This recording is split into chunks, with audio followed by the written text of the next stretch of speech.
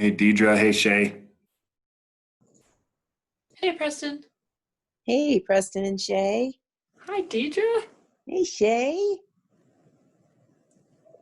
How many more ways can we go? Go where? Can we greet each other? Uh, yeah, really. Hey, did you guys hear the thunder and lightning a little while ago? No. Or not? Yeah, I guess you can't hear the lightning. It was thundering over here. It's cool. Well, that's kind of fun. I was on a call with all the creative districts around the state, and I didn't say anything, but I was all excited. That's awesome. It doesn't take much to get me excited, does it? That's a good thing. Yeah, I think so too. So are you going to be here for the Main Street thing too? I am going to listen in. I'm not going to be like paying super close attention, but Yeah, yeah. like you might be eating dinner or something. I was thinking I can kind of like be cooking and stuff, but I am kind of interested to, I feel like I kind of miss all the Main Street stuff. So I know. to hear how it is really, how everyone is talking about it here and what's going on locally. Yeah. Well, most of what we're talking about tonight is going to be stuff you know. So I don't think it'll be new stuff to you, but Okay. but it'll be exciting to hear that, we're a graduate community and what that means. Of course, I know you know that, But that is pretty fun, and who knows? I mean, things could have easily changed. yeah, it's true. So I think I see Melissa is there, but there she is. You're muted still. Oh, I just unmuted you. okay. So, we've never seen each other. We've talked on the phone, but we've never. I know. Hi, Deidre. Nice to see you in person. Yeah. I had to go into my bedroom because there wasn't a safe place in the evening to be.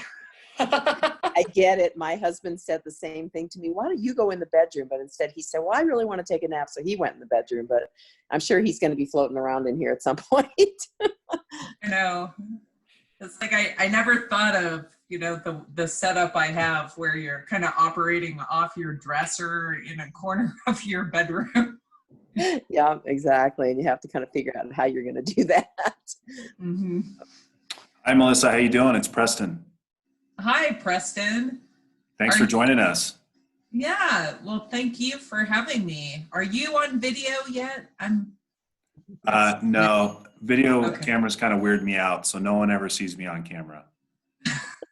Is that why, Preston, really? I mean, kind of. I've never really liked my picture taken even, so it's kind of weird. Melissa, do you have a prompt at the bottom that says share screen?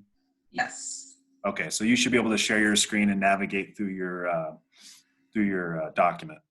Okay, so that's the way we'll operate. We'll just operate off my PowerPoint. If that's all right by you, but let's wait until we get to that item, if that's okay.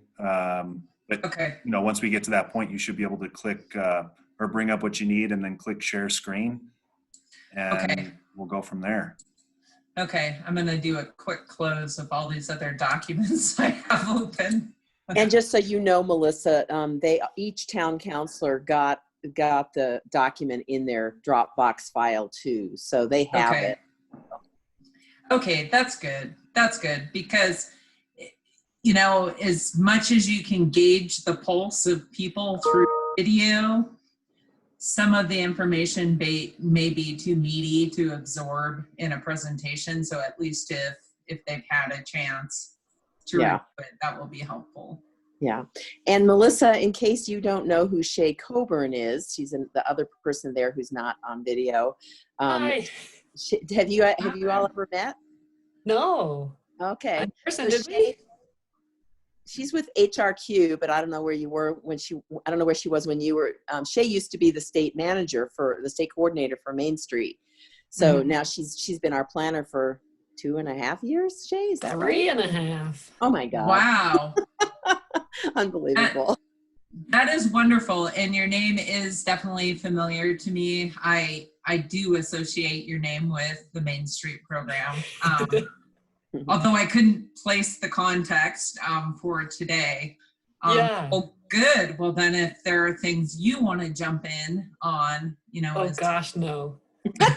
I'm pretty out of date by now, but it's just fun to, I was telling Deidre right before you got on, it's just fun to, be back in the world and connect those Main Street back with Ridgway and everything that's happening here. So it's fun. Oh, sure. Listening in tonight. Well, great. Well, hopefully it will be a really interesting discussion.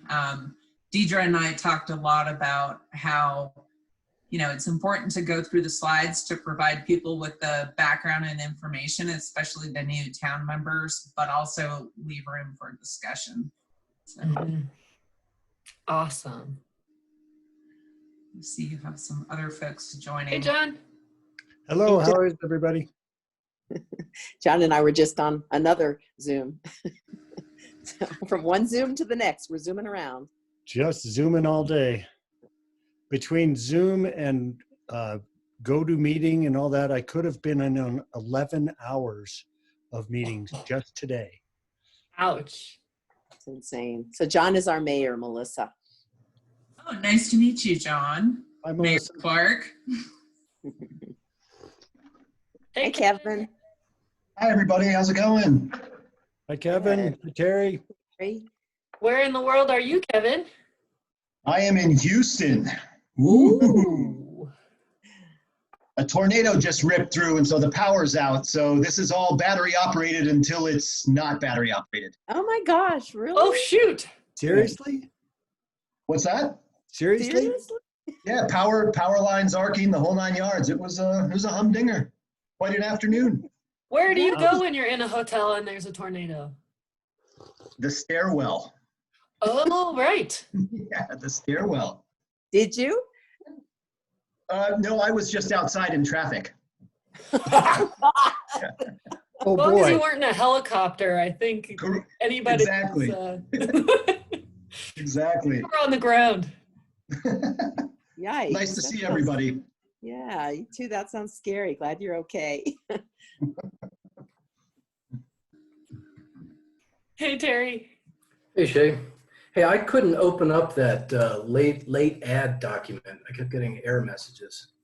Huh. Were you opening it through Through the Dropbox? Yeah. It opened okay for me. I just opened it in Dropbox myself. Try and Terry, did Well, you know what, Terry? She's gonna. Melissa will be our consultant. Who'll be working with us on the Main Street portion of the meeting, and she will have it up on the screen, so you'll be able to see it.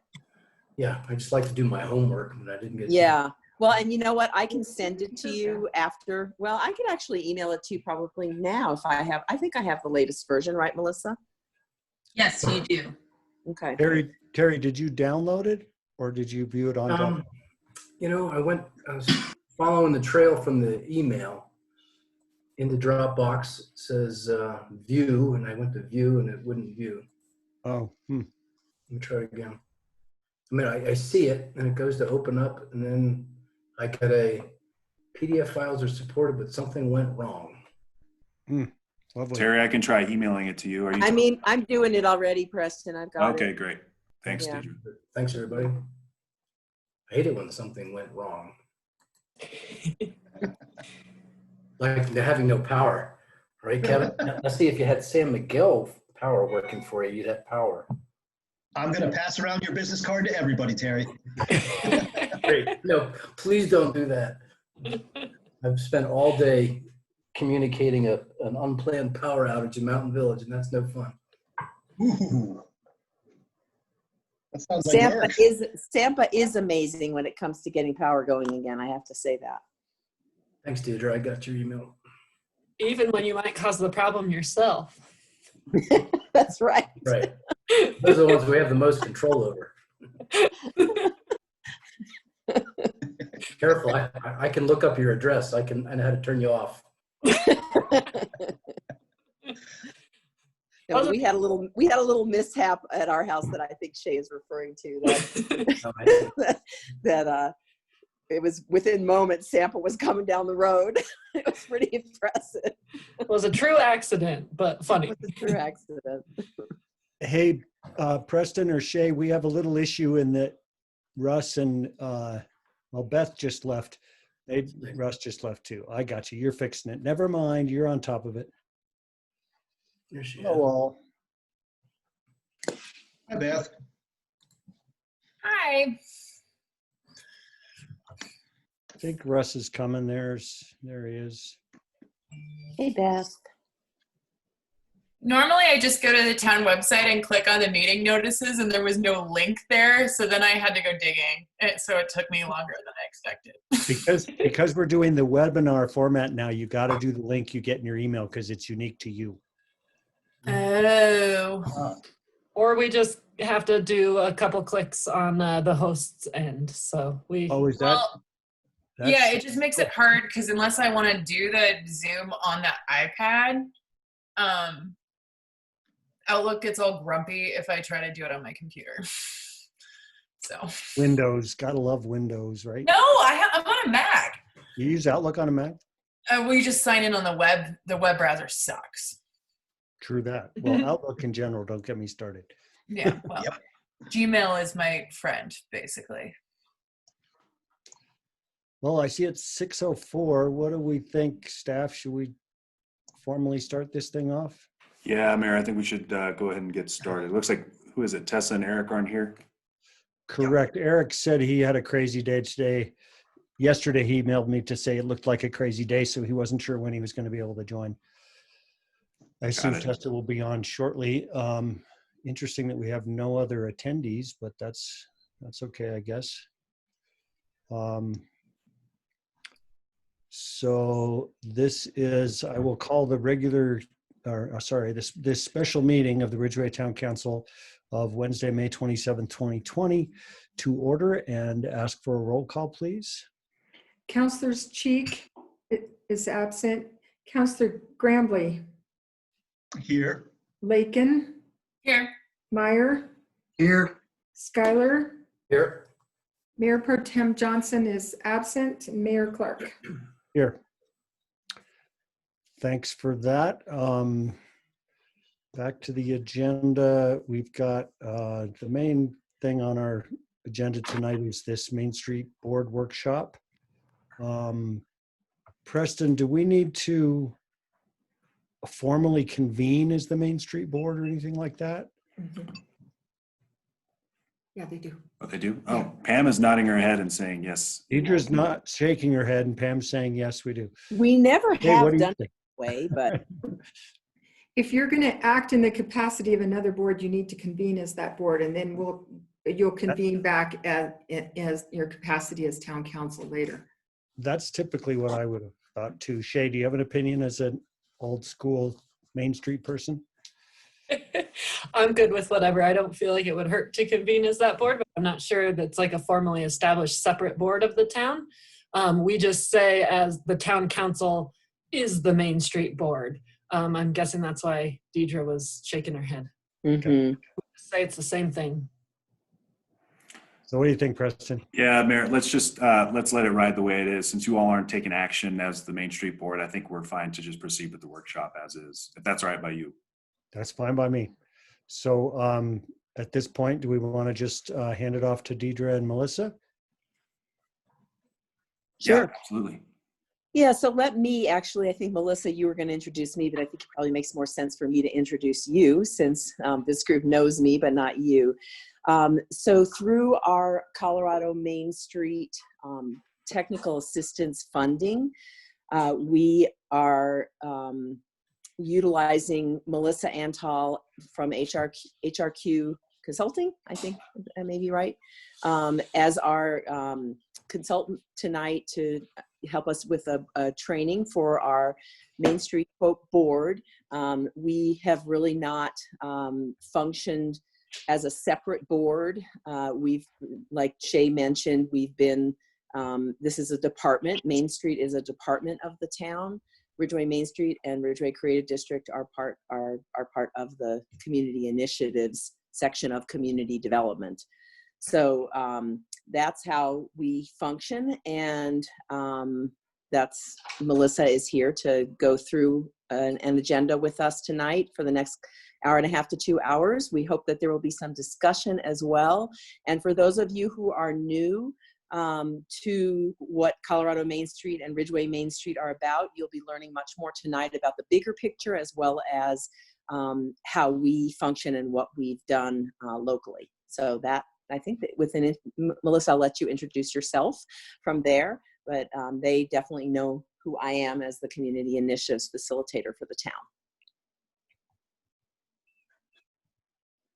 You're still muted, Melissa. Good. There you All go. right, great. And can everyone see the PowerPoint screen? Yes, can you put it in actual play mode? There you go. Thank you. Okay, great. Well, thank you, Deidre, and everyone on the council for making time for me and for the Main Street workshop today. I know your time is valuable, but I also think this program is such an exciting opportunity, both for communities across Colorado, but also for Ridgway in particular. Deidre already kind of walked a little through the agenda, and we are going to start kind of very broadly, particularly for some of the council members that are new and may not have a lot of background or familiarity with the Main Street program. So we'll talk a little bit about the program itself and what its purpose and focus is for communities and what it offers. And then we'll kind of get into a little more detail about what Main Street boards typically do, some of the activities, the roles they play, and how they really help Main Street programs to develop. And then I am going to shift gears and turn things over to Deidre for a little bit so she can talk about, you know, kind of the Main Street program in Ridgway and how it has evolved over the last couple of years, some of the successes and accomplishments you have had. And then we wanted to take time to acknowledge that, yes, we are at the tail end or in the midst, depending on how you frame the news these days, of a pandemic. And so to just have a really candid discussion on what might Main Street activity look like in light of the pandemic, and, you know, does that alter priorities, communication, or resources that are provided? And I think that's just an opportunity for everyone to just have, you know, a really frank conversation about what this means for businesses and community members in Ridgway. And then, of course, just make sure we have an open discussion about any other things that were discussed throughout the presentation. You know, I do have quite a few slides, and once I get going, especially when I've had some caffeine, I can get in monologue mode. And although it can be tricky to interrupt during a presentation, I do encourage you to help me keep this a more informal discussion and learning opportunity, because this is for your community and I want to make it useful. So please feel free to kind of jump in if you have a question or a comment or need a little more information. Does that sound good to everyone? Sounds great. Sounds great. Okay, good, good. All right, so moving forward, you know, just really a little background on the Main Street program overall. You know, Colorado Main Street stems from a model that was developed from the National Main Street Center, which is a national organization. And, you know, its roots are kind of based on historic preservation and looking at local main streets as kind of an anchor point for community revitalizations. So Colorado has used the National Main Street model to kind of work with communities to revitalize, you know, our downtowns and our commercial districts. And it is really focused on not coming in and starting over, but building on the existing assets and the unique identity that already exists within your community. And really helping to kind of bolster that distinct character that your community has, and really approaching it from a grassroots kind of local based mindset. You know, the Main Street program itself runs out of the State Department of Local Affairs, and it is funded through the State Historical Fund. And as you can see on the slide, you know, the main focus or the main services it provides is providing different types of resources that help communities kind of know where to begin, or provide them with the building blocks so that they can revitalize their downtown. And again, just having a very customized approach that's based on your own community needs and character. The process for beginning to work with Colorado Main Street program is really kind of an application-based approach that communities interested in kind of receiving designation as a Main Street community go through. It then goes through an approval process from the state office. This is a map of— Melissa, can Yes. I just add there also, this is Deidre, that Sure. the application process, you all who have been on council are familiar with this, that when we decided to apply to become a graduate community, we also had to do an application for that. At each level, you basically have to do another application. So there's several applications in the process. That's all I wanted to say. That's great, and I love that. Please interject, and add value to whatever information I'm presenting. You know, and so what Deidre was getting to was really talking about the different levels of maturity that the Main Street program kind of organizes itself around. There are basically 4 tiers or 4 levels of a Main Street community. And you can see on the left here that the different tiers are affiliate communities, candidate communities, designated communities, and graduate communities.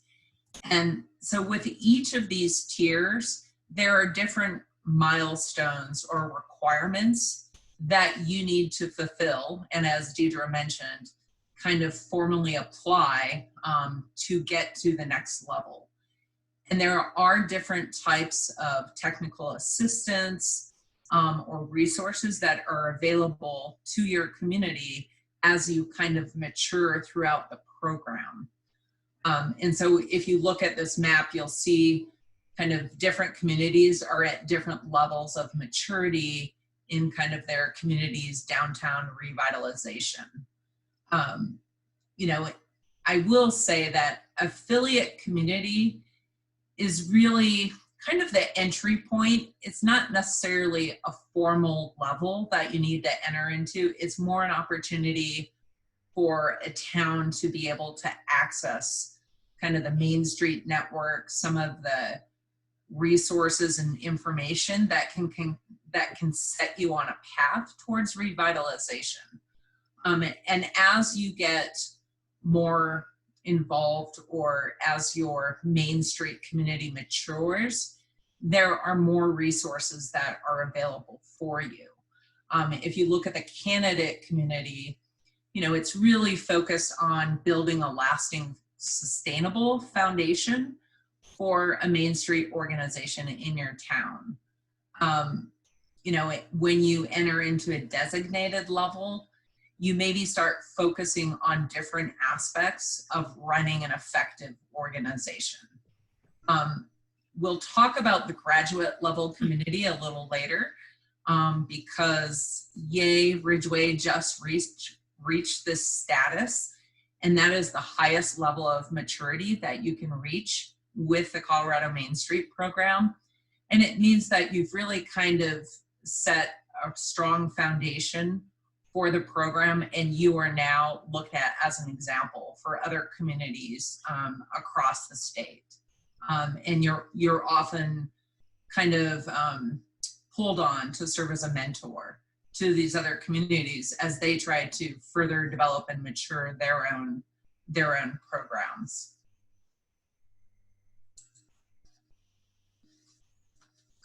So there's kind of three legs. I would say three kind of, maybe legs isn't it? There are three different aspects to the Main Street program that that help communities, you know, kind of integrate this into their own Main Street structure. One is, you know, the resources that the Colorado Main Street program designs, you know, they're really customizable, meaning that there isn't one canned approach that you need to follow that that is needed to be successful.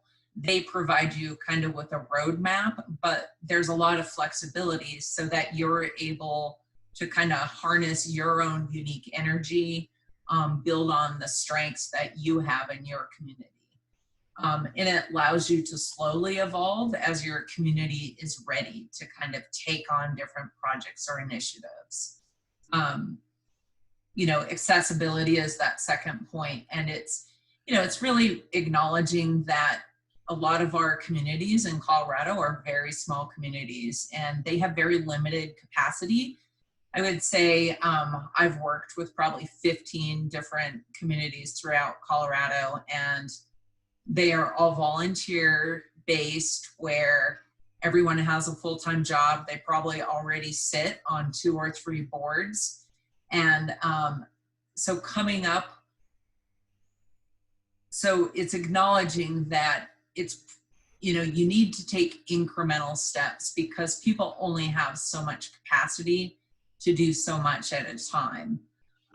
You know, and then secondly, providing resources like myself that help you kind of move the bar a little each year by providing training or technical assistance, handbooks, things like that, that really make it easy, even if you're moving at a slower pace than, you know, you would ideally like to do. The last aspect of the program is, you know, kind of that holistic approach, you know, and it's really looking at what are all the different types of partners or what is the network that exists in your community, you know, and really harnessing all those efforts to work towards shared goals so that you can make some significant progress over time.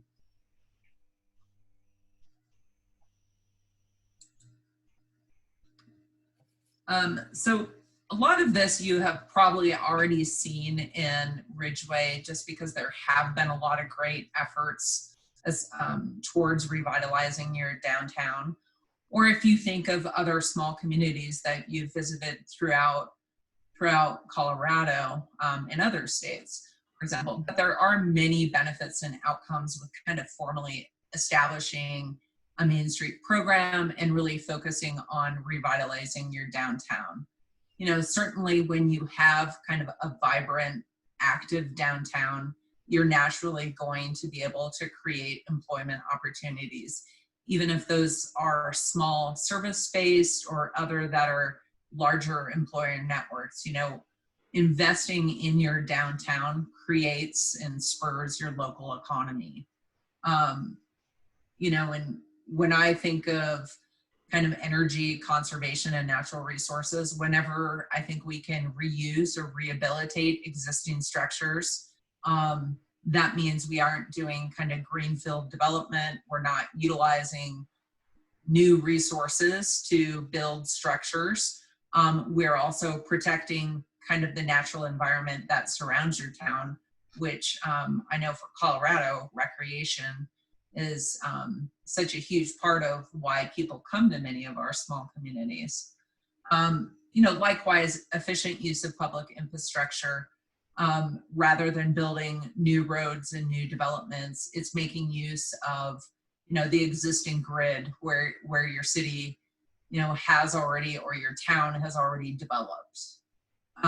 Whenever we see, and then property and sales taxes, whenever we see reinvestment in our commercial areas, that of course provides many benefits, right, for your community overall to help increase the amount of services you can provide, which also can go back to additional public investments in your downtown. When you have an active environment or an active commercial area or downtown, you have a lot of eyes on the street, right? Where you have people walking around, storefronts that are lit, you naturally decrease crime and increase public safety. And this just continues to reinforce itself because people see that other people around, they feel safe venturing through your downtown. You know, the opposite of that is when you have boarded up buildings and empty storefronts, people feel less safe walking around and circulating through your commercial areas. So just that activity, both visually and aesthetically in your downtown, helps to increase public safety. Strategic decision making, you know, I think there are many applications associated with this. I personally think when you have a Main Street program that is integrated into kind of your town master plan or other public improvement projects, there is a synergy that occurs where if you have a Main Street program in place with a strategic plan that has specific goals and projects you want to work on, there's a big benefit in kind of aligning the timing of those projects so that, for example, if you are doing a roadway improvement project, you can work with your Main Street program to potentially widen those sidewalks or put sidewalks where you don't have those in the past. You know, so from a strategic perspective, really kind of ensuring that the coordination between your Main Street program and other town services or coordinate really helps to kind of increase the benefits or the outcomes associated with, or I should say, help you achieve your downtown revitalization goals. Downtown development and industrial development, certainly similar to what I was talking about earlier, when people see activity happening downtown, they see public investment going into your downtown, they see new businesses popping up, that certainly spurs interest. And so you start to create a domino effect. They say, well, this is an area that people are investing in. And so it can certainly spur more development activity. Quality of life. Yes. Melissa, let me add a word there, because I think for most of the folks on council, it's probably pretty evident that the ramp up Ridgway project that we did a few years ago is exactly what Melissa is talking about as an example. That was a major infrastructure and streetscaping, infrastructure development and streetscape project that Melissa probably hasn't seen, I don't think, because I don't think you've been here since then. So yeah, so there's been some major work done in our downtown that I think people could certainly speak to how important that was for the activity and the vibrancy of our downtown. Yes, that's actually one of my favorite mantras is public investment equals private investment. I think there's a lot of interest. You know, I think people certainly domino when they see other small businesses there, but to show that there's commitment with the town itself to make some of those improvements really helps to build the confidence of business owners that are investing their own savings, you know, in downtown.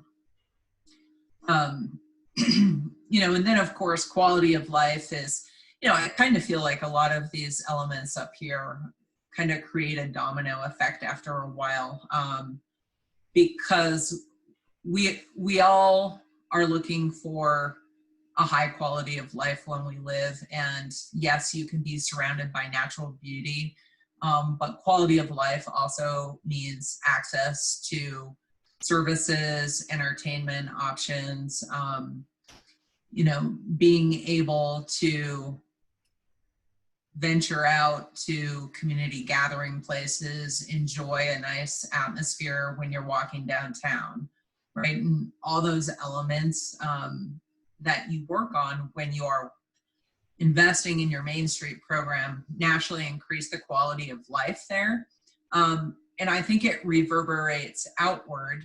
If you think of some of the mountain town communities we have seen really take off, you start to create a pride in your community overall. And this pride means people paying more attention to their own properties and wanting to live up to kind of the same tone that you've set for your downtown. Better care of their lawn, their property, upkeep. And so really I look at all of this as one big domino effect, where when you start to see these investments, it radiates out throughout your community. So those are just some of the larger benefits and outcomes we've seen in Main Street communities that have been kind of making these types of investments from a public perspective, as well as attracting private investors into their towns.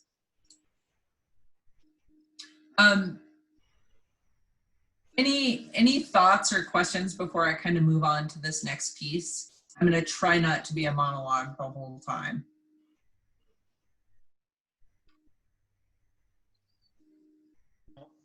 None here. Looks like we're good so far. Okay, great. I had to minimize you folks so I could look at the screen. So I can't see expressions. Right, so the Main Street program has really identified kind of 4 key areas that I guess they are ingredients for a successful downtown or Main Street, right? And these are the 4 areas that they have found to be kind of the ingredients to transforming your downtown or your community. One is economic vitality, second is design, organization, and promotion. And so I want to give you a little picture of what each of these mean. And these are also the main organizing tenets. I do a lot of strategic planning with Main Street communities, and we try to design the entire focus of a Main Street program around these 4 areas. And so if you think about what it takes to successfully revitalize your downtown, you will naturally see kind of all these components as foundational, right? I'm going to start from the bottom up, and because the organization is the most important, right? And organization really speaks to kind of the Main Street program and board that you establish in your community, right? You need kind of that structure, that organizational structure where goals are set, volunteers are recruited, activities are implemented, right? And so you need kind of that, that organized entity that will lead your Main Street effort. And through them, through the Main Street board and your Main Street coordinator, you can radiate out and begin to cultivate your partnerships, work with your community, secure resources for projects, make decisions about what your priorities and projects are for the future. Economic vitality is kind of one of the most critical pieces, right? Is how do we begin to get people interested in investing in our downtown, whether it's opening a business or participating in events or providing space so that just creative types actually have a place that they can locate and do business. So economic vitality is really looking at how do we create an environment that makes people want to invest and be a part of our downtown.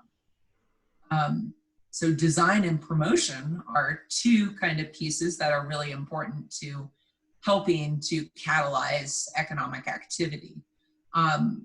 Design can vary widely in how communities begin to improve kind of the aesthetic environment.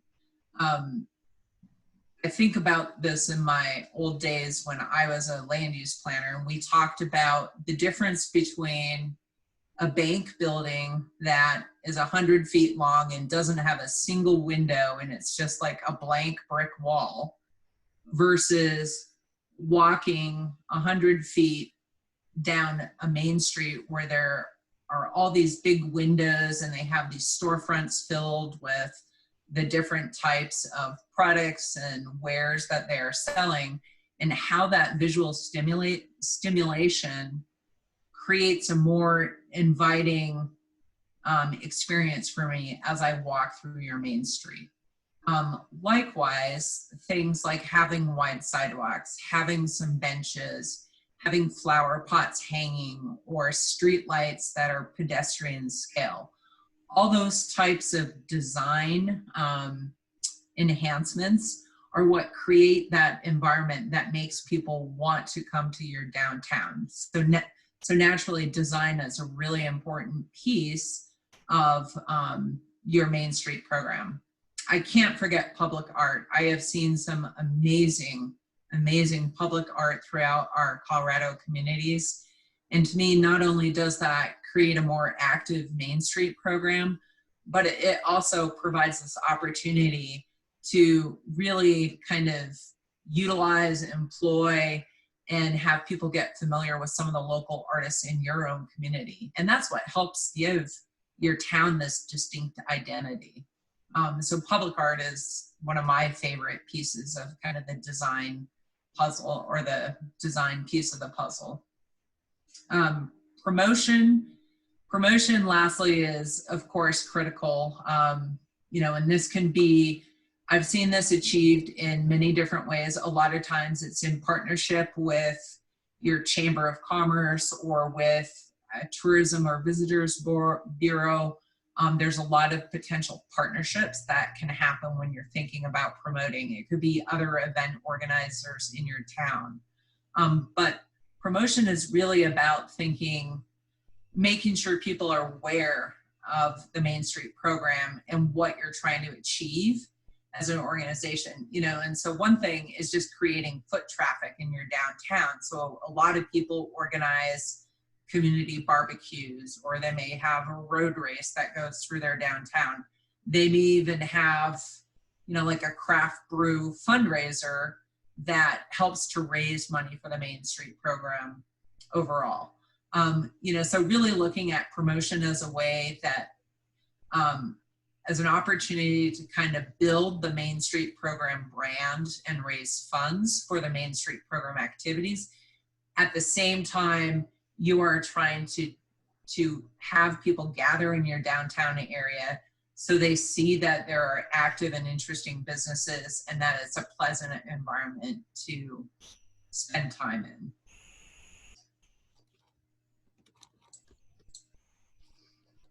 So I just want to pause here before we kind of move on to the next section. And I'd love to hear from you all. So I know kind of have a gauge of kind of people's familiarity with Main Street. Who of you has, visited a Main Street community, attended a training or a conference, and if so, kind of what have you learned from that experience that might be applied to Ridgway in the future?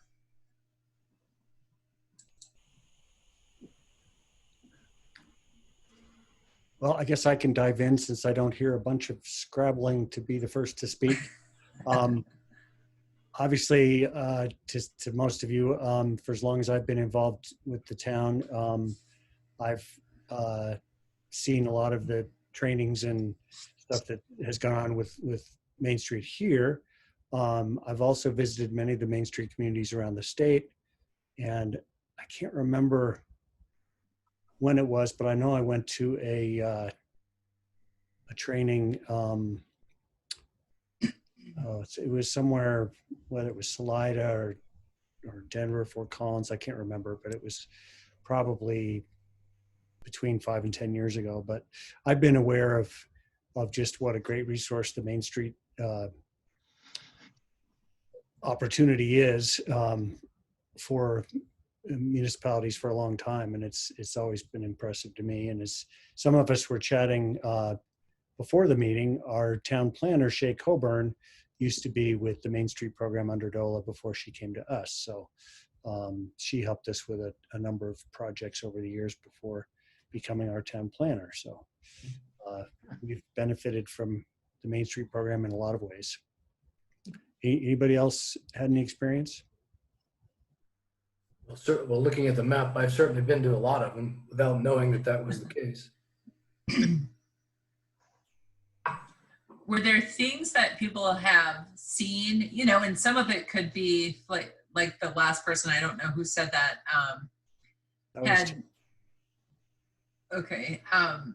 you know, it said that sometimes it's just something you've seen in other communities and maybe you didn't know it was Main Street, but thinking, you know, this is something we should really strive for here, or, you know, you're just kind of curious, have we explored this before? This is Terry. So it was clear to me in many of these communities that there had been something going on like that, because they all had a similar feel to them. There was a commonality about the awareness that, you know, a certain part of the town had been revitalized, or at least had been designed, I guess, going back to your other terms, to appeal to, you know, pedestrian traffic, to more local awareness rather than just being an area that you pass through.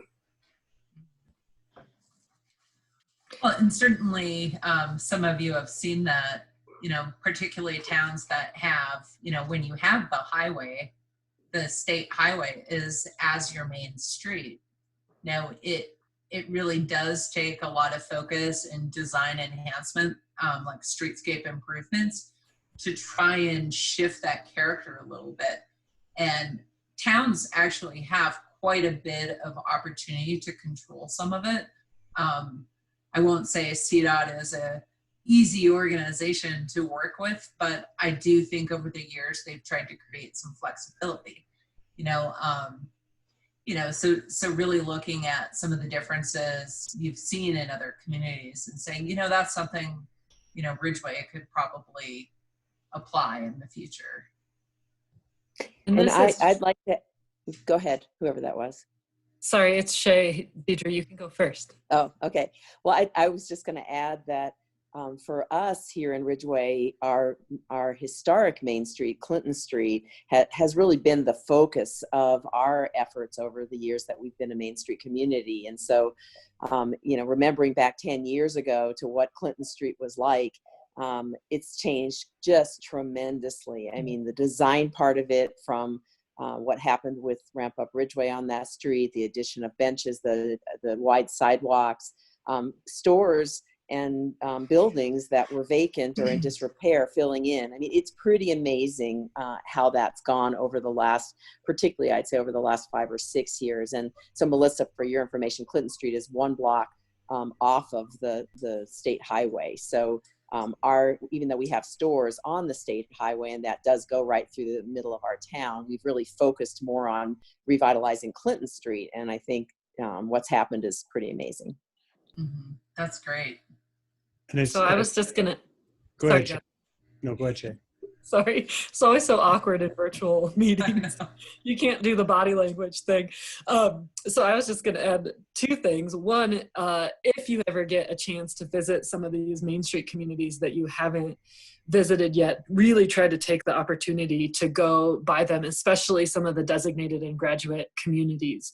There's a lot of fun stuff going on. And if you do that and have the time and want to reach out, I'm going to volunteer you, Deidre, but for Deidre to hook you up with their Main Street manager, their kind of Deidre, you get like the best tour of a town ever. And I'm such a dork, but I love that.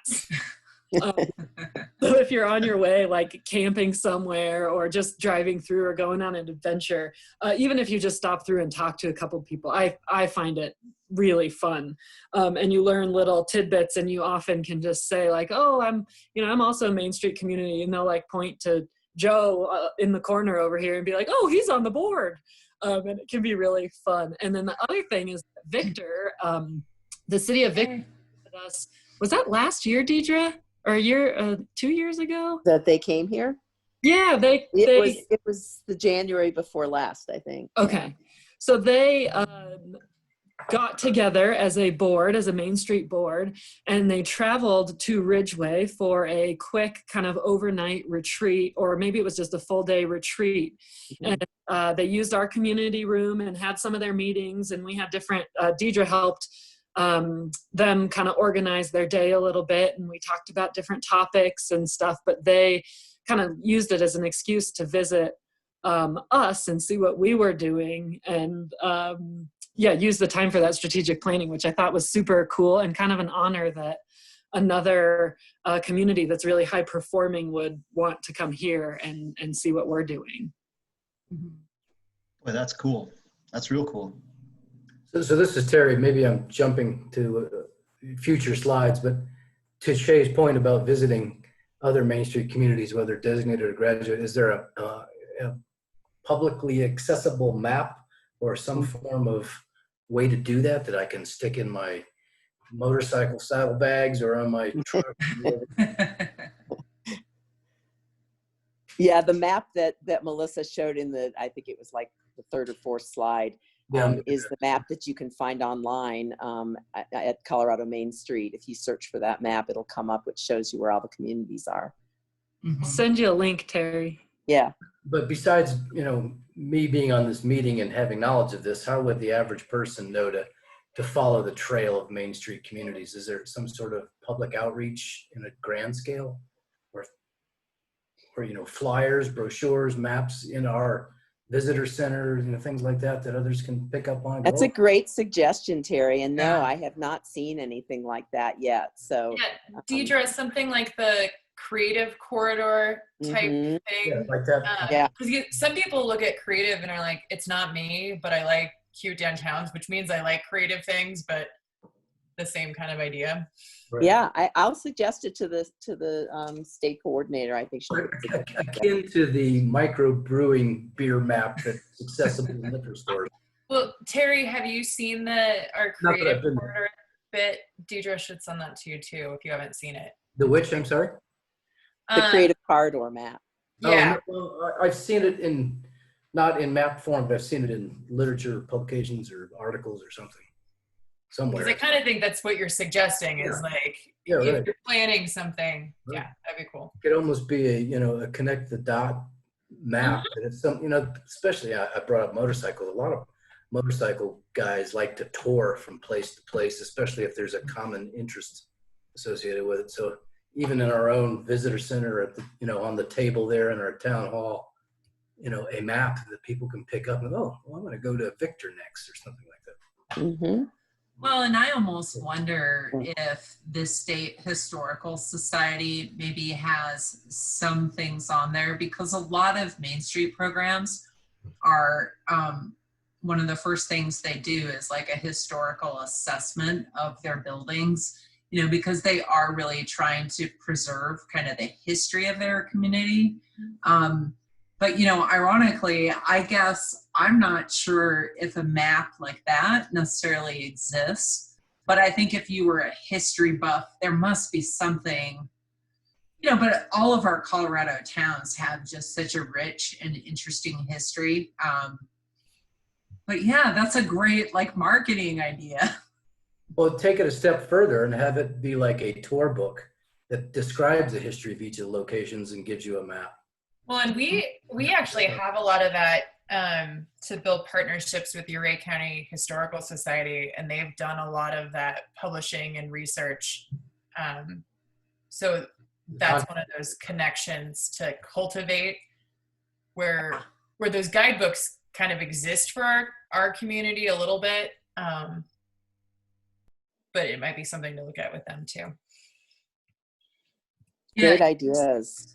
I love that. I mean, I've been doing kind of work with the Main Street program for about 3 years now.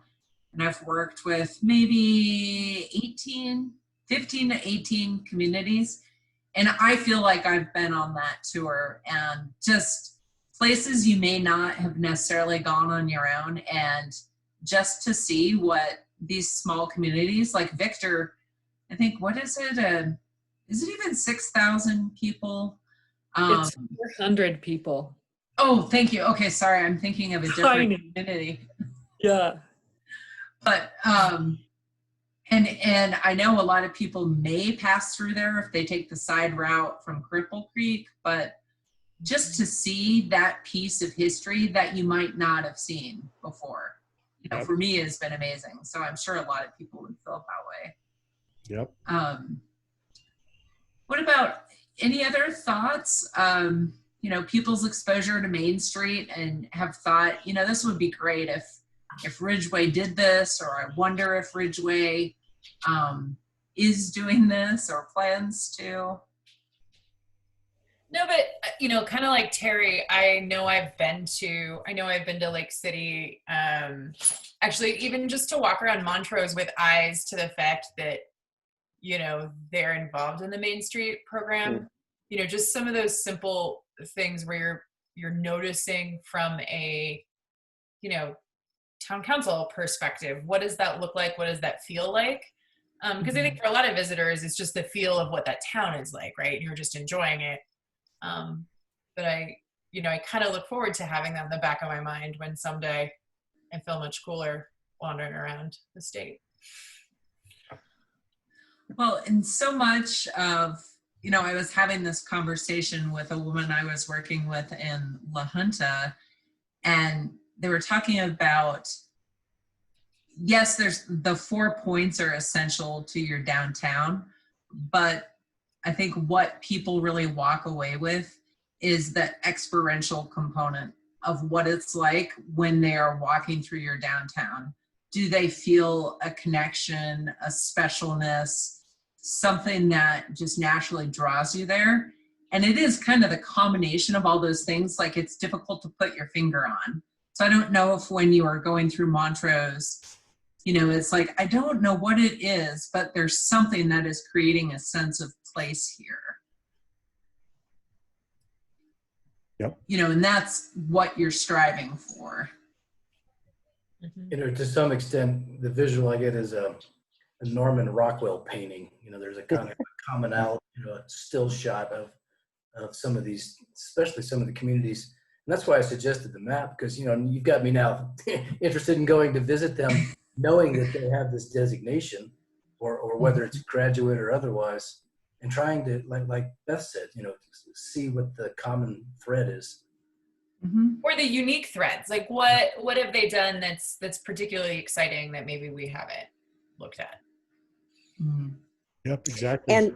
And just like this is very true here, you can be in a community and not know that it's a Main Street community. So you know, we haven't focused in Ridgway on really marketing that piece of what we've done. We focused more, and as something we can revisit actually, but you know, from the beginning, we became a creative district and a Main Street program at about the same time. And rather than kind of having the community have to digest that we were both of those things, and what does that mean, and what are each of those different things, what's the same or different between them, we just really focused on the creative district piece.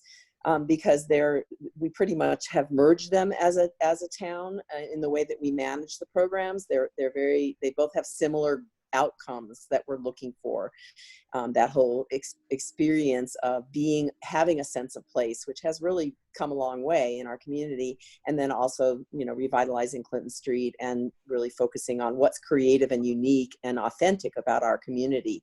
That's all both Main Street and Creative District. And so we haven't really spent much time trying to get the community even to understand that we are a Main Street community. And I think it's something that maybe it's time to start talking more about that. That's how I'm seeing it, rather than, you know, the focus always being on us being a creative district. I think talking that we're a creative Main Street and that we've merged these two programs might be something useful to be thinking about. And it's, as you guys are functioning as the board, that, you know, I'm kind of throwing that out there as an idea for further discussion. I think that might be super valuable as when we look at Space to Create moving forward, with its focus on the creative, and just thinking about making sure everyone feels like they are part of Ridgway's revitalization. Now might be a really good time to focus on those other aspects of what we're doing for our community. Well said, Beth. I agree. Well said.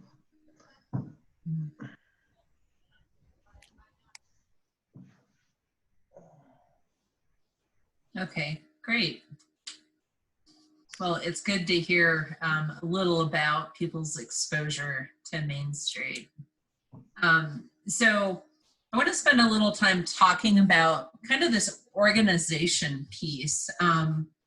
You know, again, there's a few of you that are new to the council, which means you're also new to the board.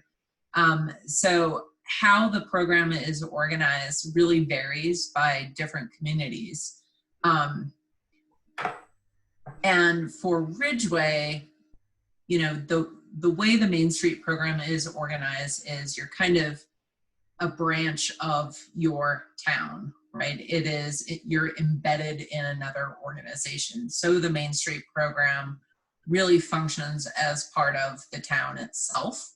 And of course, the council is serving as the Main Street program board. You know, so this is different than other communities, but I will also tell you many communities have the same structure. Some people have their Main Street program set up as a 501c3, run like a nonprofit organization, just like Boys and Girls Club or Humane Society, right? Those are all kind of nonprofit organizations. Other people have organized their Main Street program as kind of a part of the Chamber of Commerce, just because Chamber of Commerce is really focused on business development. You know, in a few cases, we've seen kind of a more grassroots approach to organizing a Main Street program, and that's just really kind of a group of highly passionate, committed people that could consist of community members, small business owners, or other, you know, people that have a stake in your downtown. And that's a looser structure we don't see as often. You know, and I think depending on the maturity of your Main Street program, people tend to maybe take a look at, do we have the right structure after a few years of running a Main Street program? You know, sometimes people find that one structure is better suited than another. I don't want to spend too much time on this slide, but I just want to give you a picture of how different Main Street communities across the state organize themselves. You know, because sometimes there are benefits or challenges with any of these structures, right? And I'll just highlight a few. You know, certainly if you're a nonprofit organization, you have a lot more flexibility in raising money and collecting funds than if you were a town, right? But I would say in kind of a town or a city structure, you have a lot more resources or flexible resources that you can pull on. You know, sometimes you can get a lot of support by town staff to work with your structure. So, you know, I don't think there is one absolute right way to organize your Main Street. But my point is really that after a few years, people, depending on the maturity of their program, oftentimes take a look at, are we set up to be as effective as we can? You know, with the town structure, I think the one thing that I've noticed is making sure that your Main Street board does set aside time, you know, outside of your council meetings, or maybe dedicate time as part of your council meetings to really focus on just the Main Street agenda items, right? And so I think that is something you guys have probably played with a little bit and kind of zeroed in on how to create that space for a sole Main Street focus as part of your regular meetings. No, but just wanted to give you an understanding of some of the different ways people organize their program or their structure of their Main Street program. You know, in terms of how a Main Street program is organized, these are kind of the typical components of any Main Street program. You know, that you do have kind of a formal board of directors who is acting on behalf of the program.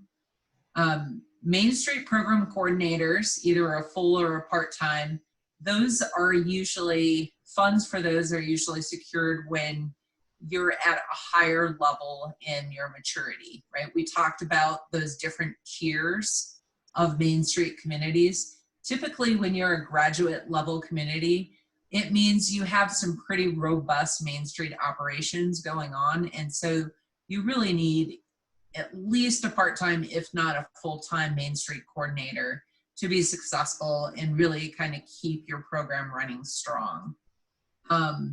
And then of course, you know, it is critical to kind of have those key partnerships both locally in your town, but also from a regional and even statewide perspective. You know, one from just from the idea of capacity. A lot of the organizations I have listed here, you know, there's a lot of similarities. You may have a lot of shared goals and objectives. And so just building strong partnerships can enable you to accomplish a lot more when you work together and partner. And then likewise, you know, especially in the small towns I've been to, you know, really kind of pulling on the people that have kind of a vested interest in making Main Street successful. That's your businesses, you know, the residents that are there and live there year round, or even if they're part-year residents but love your community. You know, really learning how to take advantage, I mean, harness and utilize that energy that they have, using them as volunteers. Take advantage is a little too strong of a word. But in terms of board composition, I've kind of seen quite a bit of variation in what boards look like, the Main Street board looks like.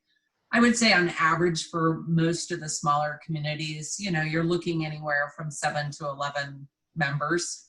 You know, I think when you are actually requiring that people volunteer their time, that sometimes to sit on the board, that can usually help define the number of board members you have.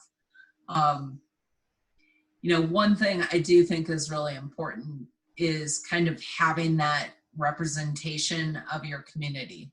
You know, so all our communities are naturally diverse. And so your board should be as well, right? Really thinking that, you know, not that, I mean, the council members could actually represent a diverse cross-section of your community.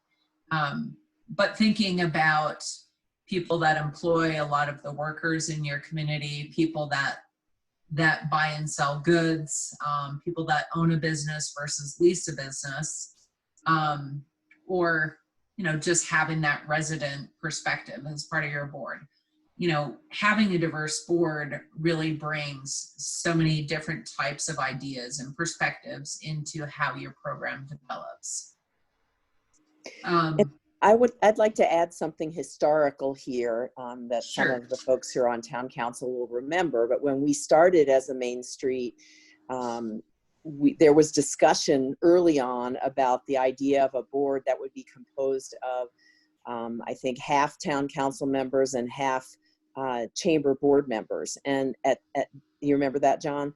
Mhm. And at that time, or around that time and subsequent to that time, the relationship with the chamber wasn't the best. There wasn't the greatest collaboration going on. And so there was a lot of work that had to happen to bring chamber and town kind of more onto, not the same page, but to at least be able to inhabit the words on a page together. That wasn't happening for a while there. So I think it's actually, when I saw this board composition slide that Melissa had, it made me really think about, are we doing this the way we ought to be?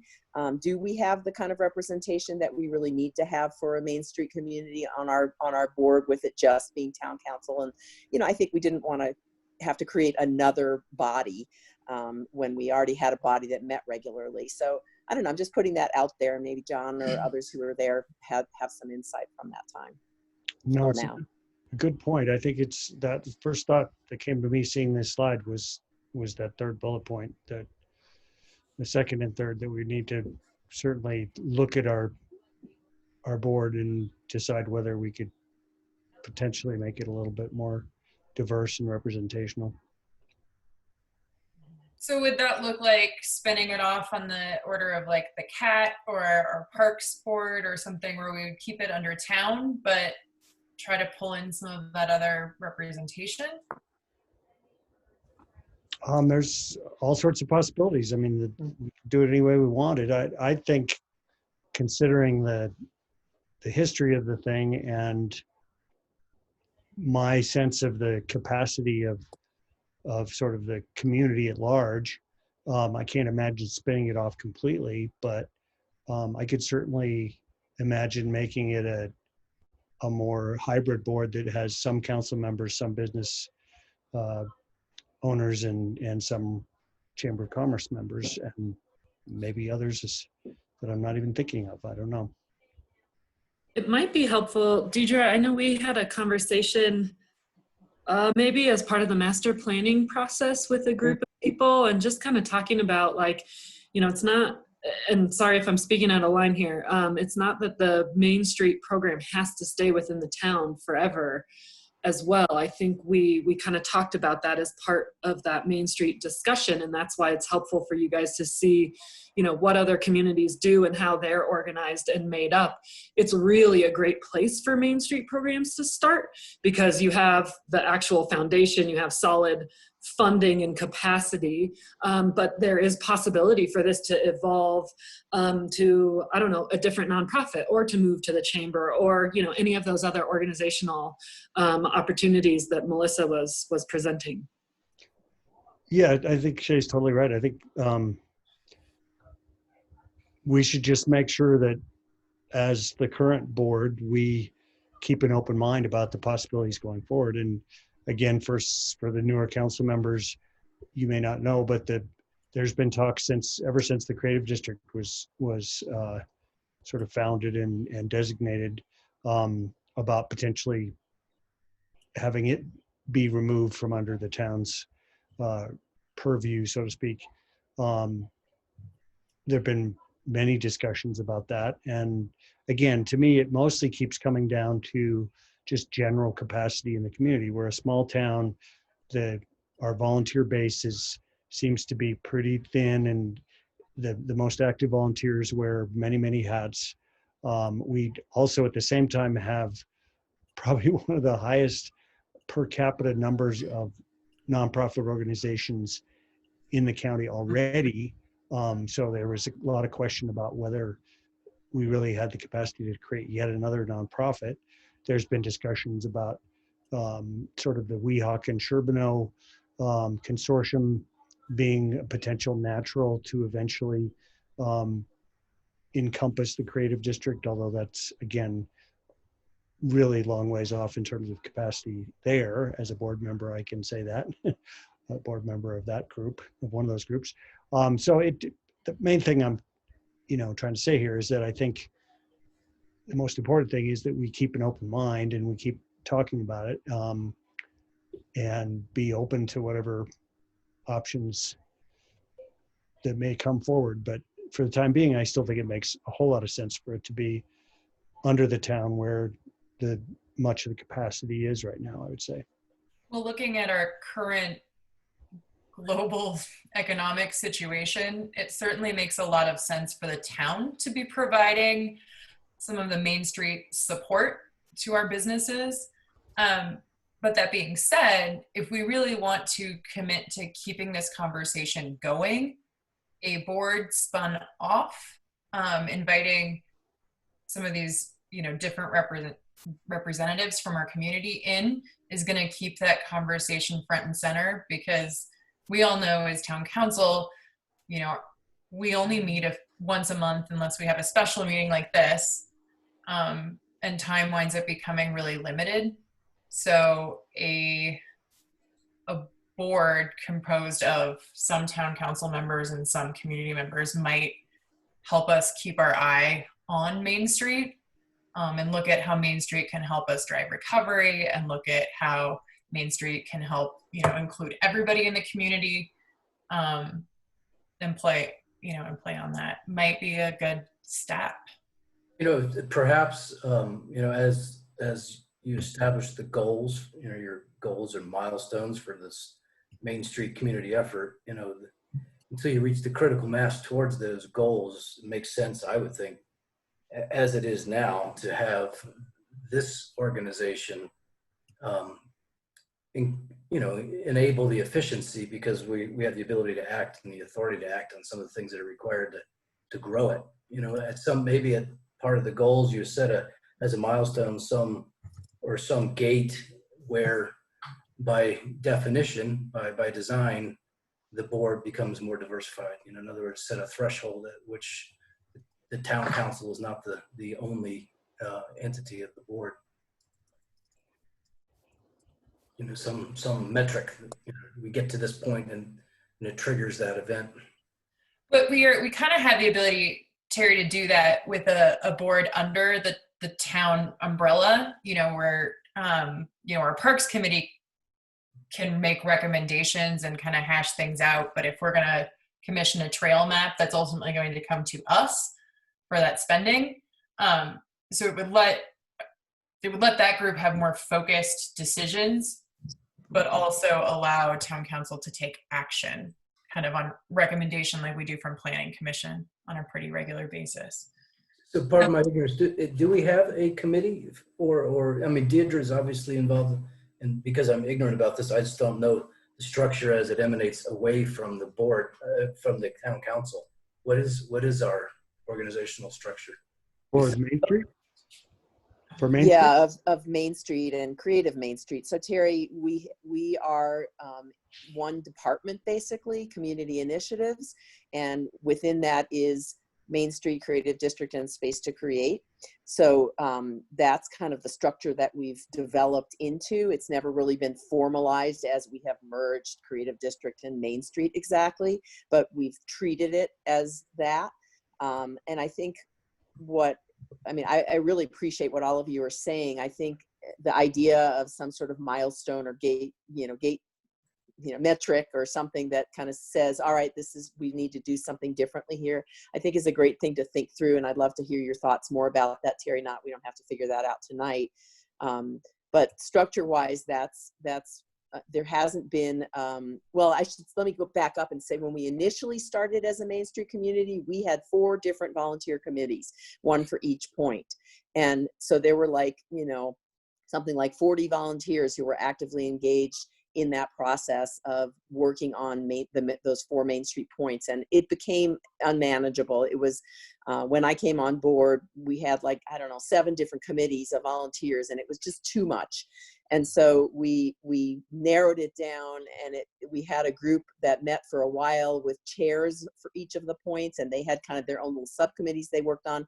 But then that kind of went away, and we became project based. So I pull in different volunteers who I know are interested in different topics related to Main Street and Creative District. And then there's the Creative District Creative Advocacy Team, the CAT, that continues to meet on a regular basis. And that's the only volunteer committee that really continues to meet on a regular basis. So it would be possible to do something like what Beth was suggesting, I think, to have, some sort of, I don't know that we would want to call it a board, maybe an advisory committee or something like that. But I can tell you from the CAT, it gets a little complicated as to what's its role.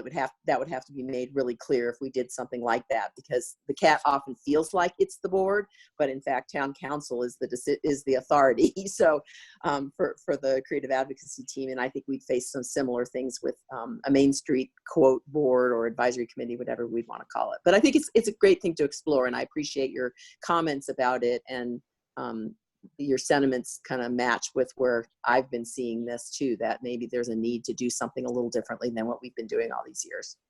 I don't know if now's the best time to change it up in the midst of what we're dealing with, but maybe. Well, like I was saying before, I think it's something to have on our radar. And just make sure that it's for lack of a better term, a bullet point on our list of priorities. I know coming up in the presentation here, we've got some goals and objectives, and one would be to just keep an open mind about board structure and and community involvement and community diversity in terms of feedback to the whole process, right? Yep. Okay, let's keep Move moving. along. Okay. No, that was a really good discussion. I think Yeah. It was. just thinking about how do you be as inclusive and effective as possible is, important. Every couple years, do a check on yourself. Right. So I wanted to just give a couple slides, a little bit of information on different roles that Main Street Board plays. And again, I think this really depends on how much capacity people have to dedicate to Main Street. Like I said, small towns, you all sit on 2 or 3 boards while you're at home with your families and working a full-time job. So this varies a lot, but some of the typical roles you do see is, really making sure that there's a certain amount of commitment level to at least trying to make some inroads into these areas. One is, thinking that maybe 5 to 10 hours a month that you would dedicate to help advance some of the goals of your Main Street program. And this is outside of kind of a regular, if it's for you, like a monthly board meeting that you would have. And that's because you really look at the board to kind of provide direction on, what do we want to focus on? Where do we want our Main Street program to go in the future? And really establishing that as policy. Town council, you're wearing these 2 hats, right? Where you're going to be making a lot of budgetary decisions, and sometimes staffing decisions. How are you allocating resources? And where are the priority areas to allocate those resources?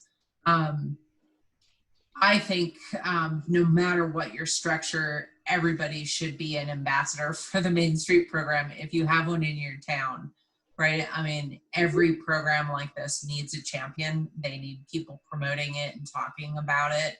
And in those conversations, trying to find people that are interested in helping with the effort, volunteering and helping to give back to their community.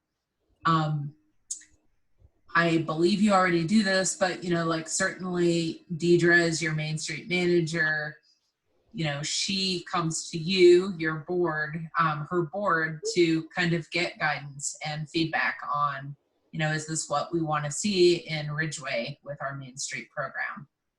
And then lastly, of course, the financial and fundraising responsibilities. Those vary based both on the structure and kind of the focus of your Main Street board.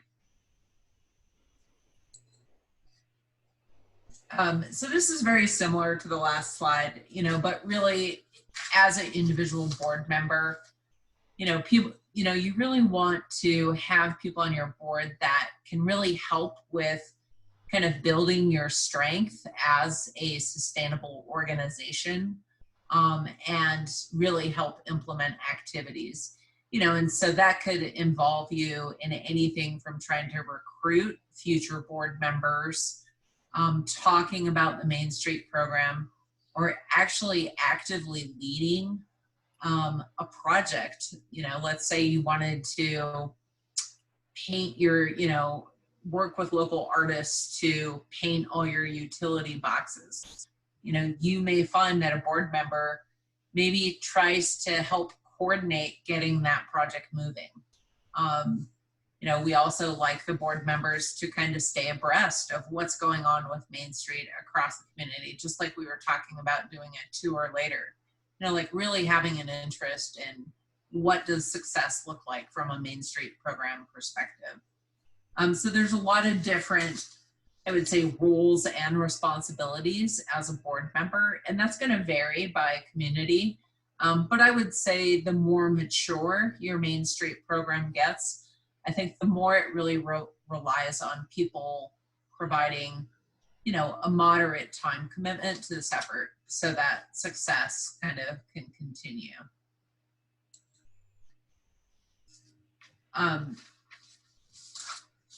as a graduate community, obviously you have a Main Street manager, and there is a lot of regular interface that occurs between you two.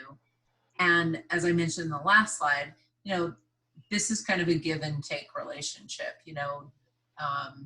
Someone like Deidre is looking for both feedback and guidance. No one person decides kind of what the future of your Main Street program looks like. I think it's a collective community-based effort in terms of kind of what do we want our Main Street program to focus on.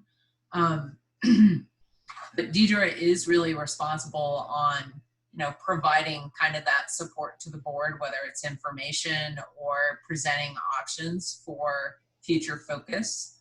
I believe you have already approved kind of your annual work program, and that really does provide direction and focus for the Main Street program. Mainly it's laying out, these are the types of projects and activities we are going to focus on this year.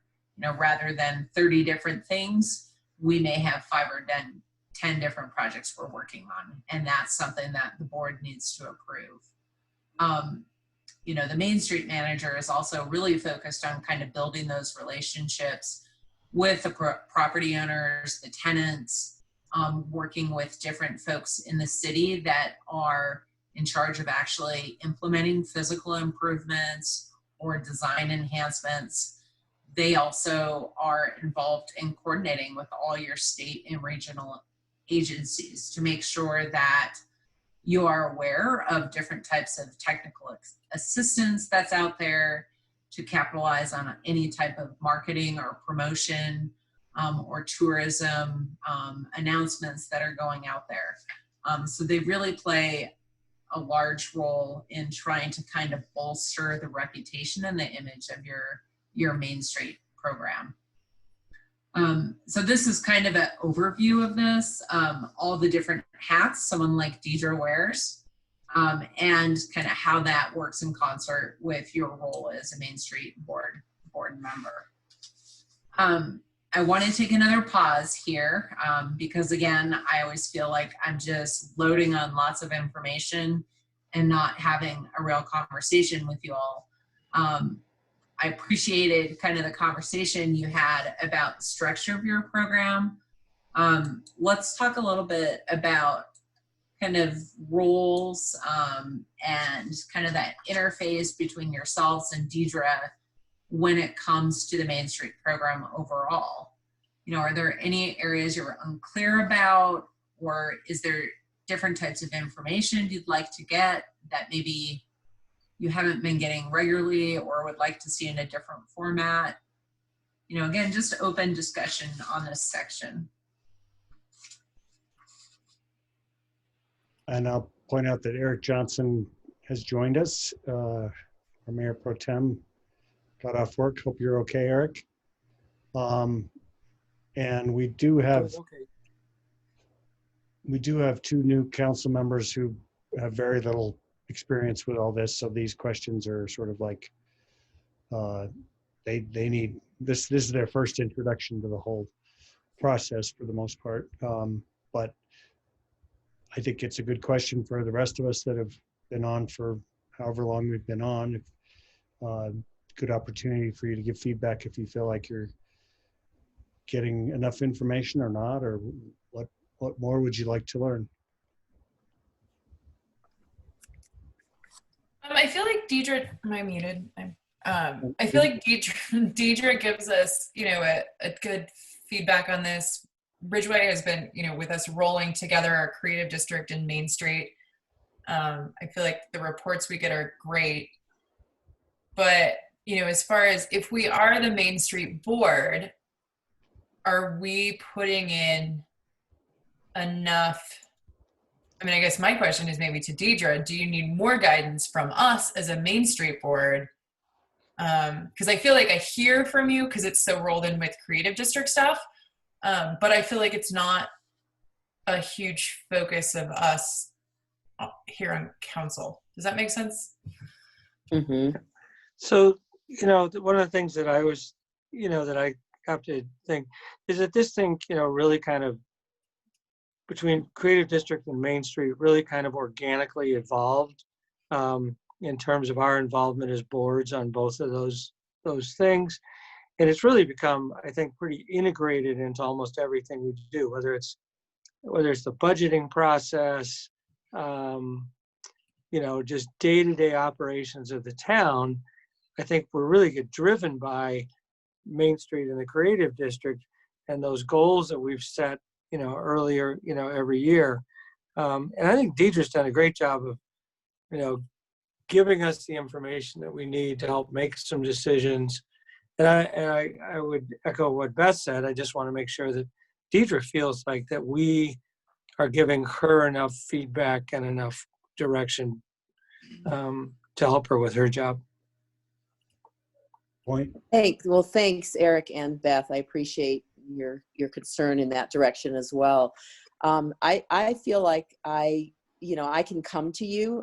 It's been primarily through Jen or through Preston now, through the town manager, that's the way I've come to you typically. And, sometimes been on the town council agenda to talk about particular issues. And then during the budgeting process every year, we've had really, I think, some good time to talk about, is the town still feeling clear, is town council feeling clear about the investment that it's making in having me as staff and having these two initiatives that, the town is definitely investing in. And, each year it's been a yes, and let's keep talking about that. And so I feel like, and then the master plan has been a huge amount of guidance.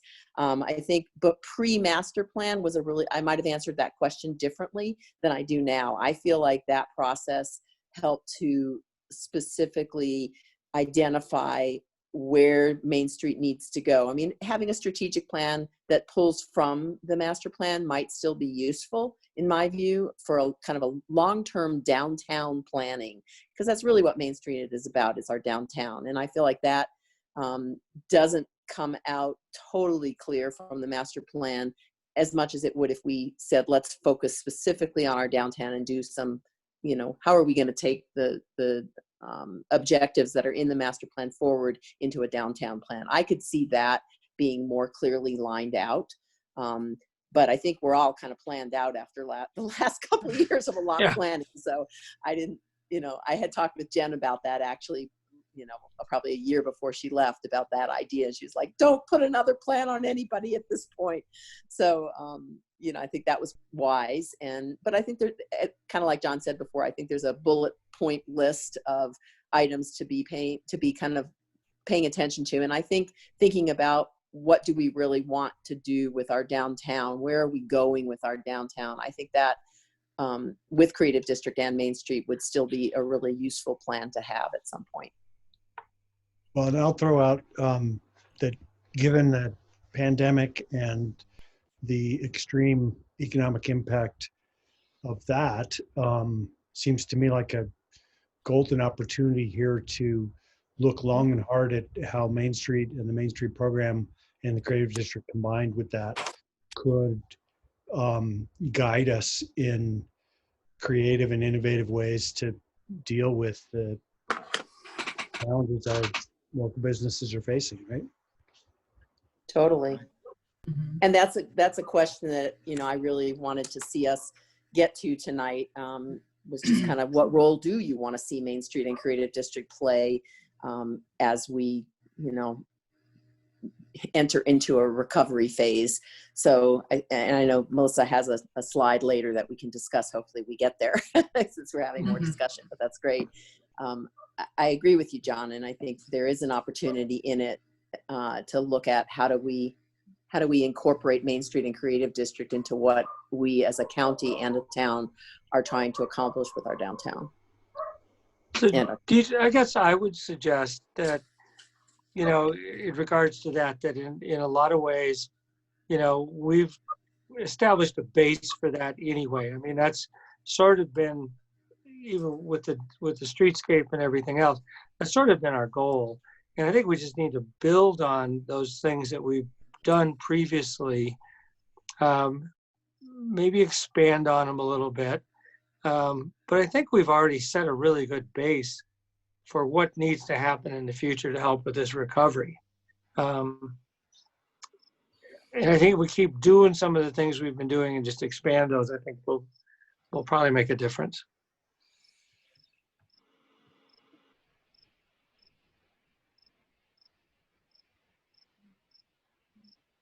Does that make sense?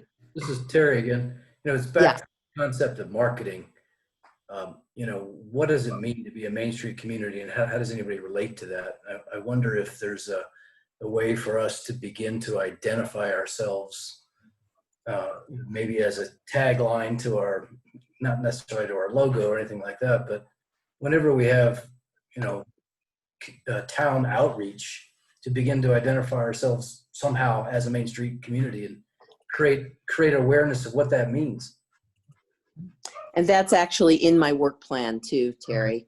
I'm sorry, again, I haven't had a chance to review this. Yeah, no, and it's totally, and I love the way you said it. You said it in I think a really clear way that I can utilize as I think about that particular objective on the Main Street work plan, Main Street and Creative District, but primarily Main Street with that one.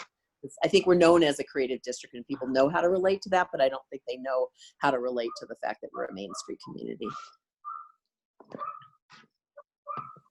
And just in terms of food for thought, I'm going to jump ahead to when we talk about recovery and thinking about the roots of Main Street programs. They are locally based. It is focused on supporting kind of your local businesses, the local economy. And so when you're talking about what does recovery look like for our businesses, the Main Street program really can play a pivotal role in that, right? Because Main Street is all about supporting your local businesses and helping them thrive. So as you think about what that messaging and support looks like, it is, an opportunity to kind of leverage kind of the Main Street focus. And, there's another piece in that too that I think is important to mention as we talk more about recovery. And that's that the chamber, we've kind of, the way our Main Street has worked is that we've really kind of allowed the chamber to be the promotions arm and also to be the real connector with businesses more so than the town. And so right now, the chamber is feeling pretty much hamstrung, I think would be a good word for it. They're not feeling like they have a budget to be able to do much this year, given reductions in anticipated reductions in lot. So I think it actually is a really important question. What can we as a Main Street do to maybe take up some of the slack that's there with the chamber this year? I haven't really thought that much about that, but I think it's important. Agree.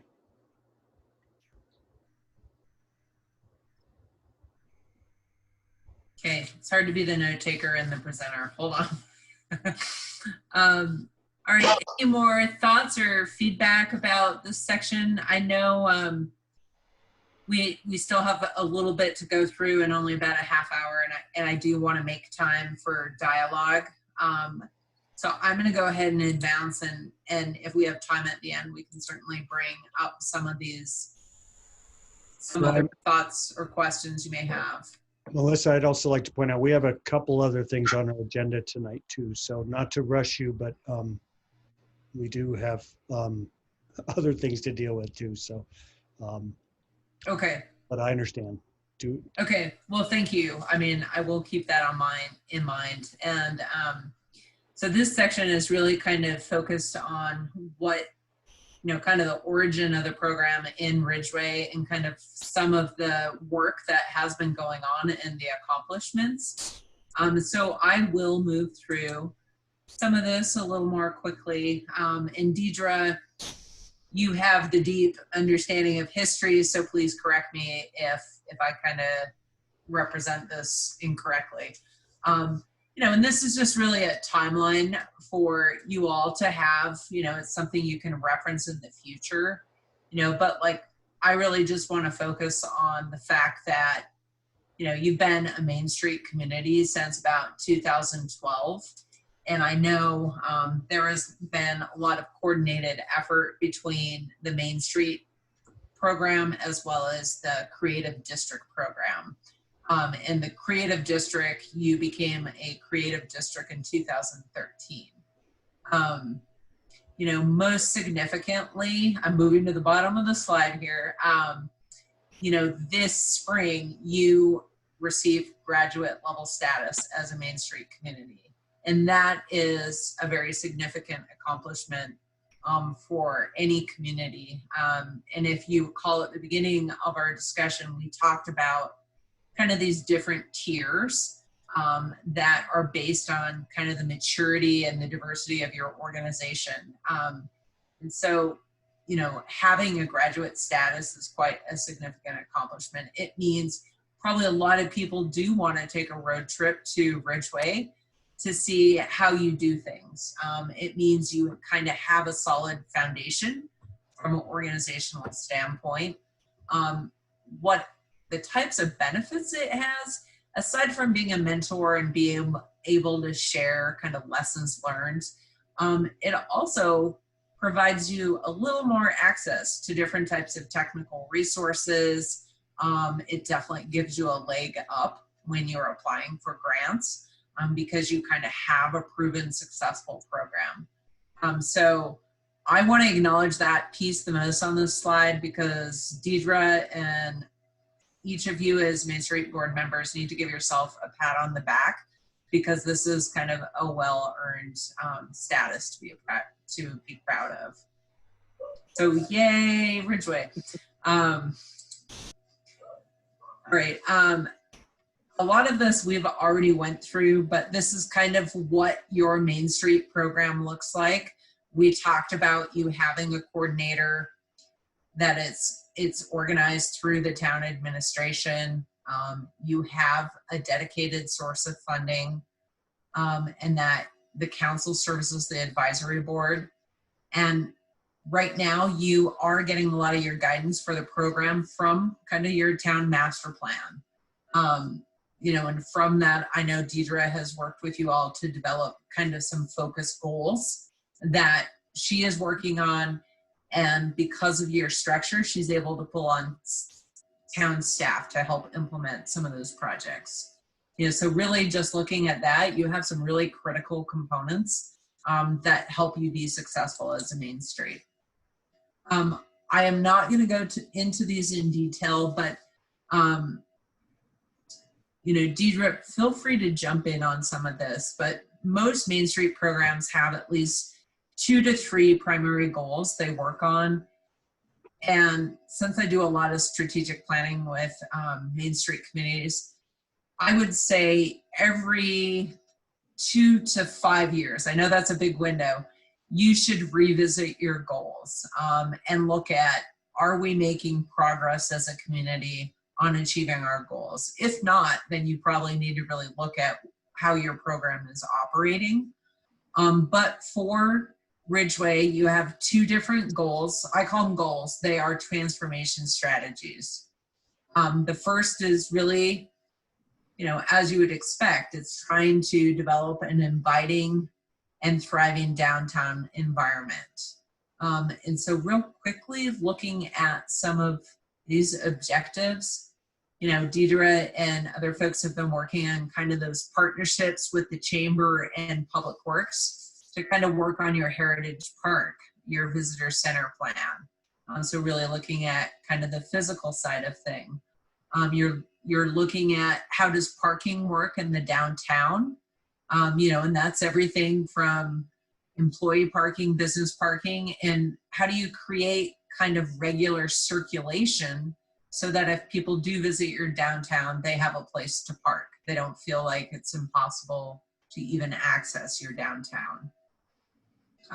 The creative corridor collaboration, I know we talked a little bit about that earlier when we were talking about the motorcycle tour of Main Street.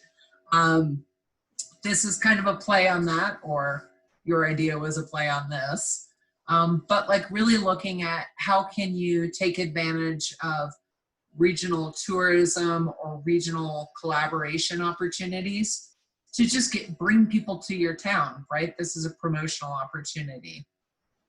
And then of course, creating those promotional pieces and the messaging you need to both kind of create, maintain, and enhance excitement about your Main Street program and the types of efforts you're working on. Did you want to add any other pieces to this, Deidre? No, I think those are really the main goals under that strategy that we have for this year, main objectives that we have for this year. And that one objective for Terry is the one that I was saying, yeah, that's actually in the plan to try to communicate Creative Main Street's value better. We really haven't focused so much on that. So I think it's an opportunity to do that this year. Great. All right, and so the second primary goal for the Main Street is really looking at how do we create more housing and development in the downtown itself. And I believe the Space to Create is a very big initiative that you have been working on. I'm sure all of you are familiar with that one. There's also a focus on creating a green Main Street. And I think that is, Main Street at its core is really looking at the reuse and rehabilitation of what's existing. But there's also a lot of new energy efficient or sustainability-based practices that can really kind of build on that. And then the last one is really working with the chamber to kind of think about what we need to do, kind of attract and retain or provide resources to businesses. So you kind of maintain that vibrancy or that, a positive business environment downtown. Actually, let me say a little something about objective 2 and 3 there. So objective 2, I've talked with council about probably, I don't remember how many months ago, but it's kind of stuck at the state level at this point. They're still in the DOLA ladder, they're still talking about exactly what they want that initiative to look like. So you haven't missed anything. There's nothing really new that's happened with that yet. And the third one is really more about whether or not we do a business licensing system through the town. We don't require business licenses for any of our businesses, and it would certainly help to track what's happening with our businesses better. But it's not a critical need. It would help for the Main Street program for sure, and it might have other benefits that we haven't really witnessed because we've never had it. But I don't know whether this year, with all that's going on with COVID, is necessarily going to be the best year to do this either. So it's still under exploration, and I haven't really moved anywhere on that yet either. Deidre, this is Terry. Just as a reminder, with regards to objective 2, the town several meetings ago approved going totally green with San Miguel Power, meaning that all of the town's electrical accounts are powered by renewable energy, including the streetlights along Clinton. So, this is a little chink in the armor here, but at least it's some progress towards that objective. Yeah, that's great. I actually hadn't heard it spoken that way, Terry. I might want to ask you some questions about it. That's helpful to know. Thanks. Okay, that's great. I think I am going to do a little slide skipping because I know you all have the packet. And I would really encourage you to look closely at these last 3 slides because this reflects the work of people like Deidre and other staff that work on Main Street, and is recognition of all the guidance and feedback that you all have provided to help shape the Main Street program. So Deidre, I don't know if it's this slide or the next slide, but I'd love to just have you pull a couple highlights out of some of the Main Street successes, and then we'll kind of move on to the next section. Why don't you go to the next slide? I think it'll be easier to point it out there. So this is a great list that actually Melissa pulled out from a variety of documents, and I thought, wow, this is fun to have somebody else make this list, not me. So I think you can see some of the successes and accomplishments that we've had. I mean, I think generally these two programs have put Ridgway on the map, as John often says. We are known now at the state level and around the state because of the successes that we've had with Creative Main Street. And the way that's looked in our community, there have been a lot of planning processes that have happened throughout. Our signage came from a signage and wayfinding plan that we did through Creative District and Main Street process. The banner poles also came from that, and the kiosks that we have in our public spaces. We did a parking assessment. We did the Heritage Park and Visitor Center plan, and then the master plan. All of those were related to Main Street and Creative District processes, those planning processes. So it led to some of the branding that you see around town with our logos. Both the town and the Creative District logos came out of the work that we've done over the years with Creative Main Street. The signage, highway signs, street signs, maps that are out in the community with historic photos, that all came through Main Street. We did a building and property inventory a few years ago and a market analysis that you can find on our website under the resources tab, and that also came through Main Street. The furnishings piece of the Ramp Up Ridgway project with all the benches and the new, more decorative trash receptacles and recycling receptacles. I guess we don't call them trash, landfill and recycling receptacles. And also the, what did I say, benches, the public art, that all came because we were able to leverage our status as a Creative District and a Main Street community, because we were known at the state level, and the same could be said for Space to Create.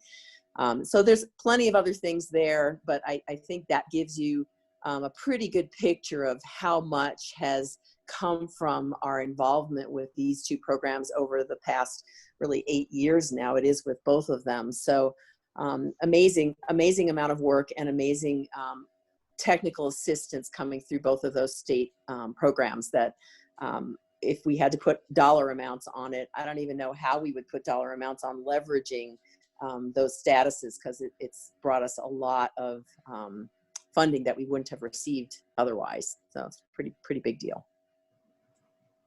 And I probably should put together something that puts dollars to a lot of these, because I think that would be a really interesting thing to see for those, especially who like to know, like, well, what have we gotten from being in these programs? I mean, some of it is literally thousands and thousands of dollars that came through the program. It's literally millions of dollars. That's true. Just Space to Create is about $1 million. So, yeah, it's amazing. Ridgway, there, there's definitely millions of dollars in this. It's an impressive. And if you think of volunteer hours, we always look at in-kind donations as, and you can quantify that too from a dollar amount. Yeah, I think I'll do that. I think I'll put the numbers together, because I think it would be impressive. It would be. Yeah, that's great. That's great. Well, I do encourage you all to kind of look more at these slides, because I mean, there is a reason why you're a graduate level community. If you look at kind of all the work effort that goes in here, you can see, the Main Street program is really successful. We talked a little bit about what it means to be a graduate status. I encourage you to kind of look at all the different types of requirements and kind of hoops that Deidre and others have jumped through to help you achieve that status. I'm going to skip this one because I know we are at 7:45. And we started to have this discussion, and it was really wanting to have an open dialogue about kind of what does Main Street look like now, in light of the coronavirus. And before I kick this off, I found this slide about some of the recovery efforts that people are doing. And so when we think about talking about priorities, the Main Street program, and what things have been happening in Ridgway, I've thought these ways of thinking about returning to normal, what it looks like, right? What most communities are dealing with is, what does the next 6 months look like? You know, how do we stabilize? You know, what starts again? And then kind of over the next year and a half, you know, how are we going to do things moving forward? You know, and what is needed to help businesses kind of go into a full-on recovery mode? And then what does the new normal become, right? And so I thought those are very interesting ways to organize this conversation. And what I'd like to do is, you know, Deidre, could you, and maybe Preston, could you tell us a little bit about, you know, kind of from a town perspective, or maybe in your conversations with the chamber, kind of what has been going on to help businesses or share information? Yeah, thanks, Melissa. It's Preston. So a lot there. I could probably go on for days about some of the efforts being made. I represent Ridgway on Uray County Unified Command, kind of the local response to the pandemic. And we've spent a lot of time recently, and the town council's slated to review a request for proposals that we put together for a contract economic recovery coordinator is how we're characterizing it, but at a regional level with the 2 municipalities in the county. So that's kind of what we've embarked on for the time being, kind of a collaborative, collective approach to long-term economic recovery from everything COVID-19. And I think the approach has been good so far, and I'm looking forward to the dialogue tomorrow and getting something out so that we can get someone in here to help us with economic forecasting and reaching out to stakeholders and helping businesses and providing the services they need to make sure that they stay viable and afloat. So, but here in the short term, the public information officers we're working at the Unified Command level, and even staff here like Deidre, Hillary over at the chamber have just absolutely done. Folks probably roll their eyes because I use the word dynamite probably too much, but they've done a dynamite job of communicating and over communicating in some aspects. Just what's going on. There's a variety of surveys out there, mainly coming from Uray County Public Health, but I know Deidre's made some efforts with the creative advocacy team to reach out to the business community and various, or the creative sector to figure out how the town can help, et cetera. So I know that's like long-winded and all over the place, but there's a ton of different initiatives going on, all in an effort to assist the business community. And are we doing the right things? Maybe, maybe not, but we've never dealt with something like this before. Great, that's helpful. And I can add too, I mean, I think one of the important things that the Unified Command did was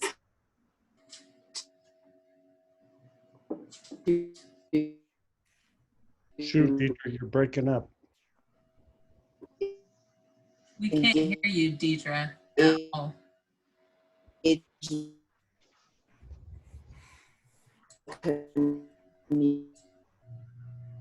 Is anyone else hearing her the same way?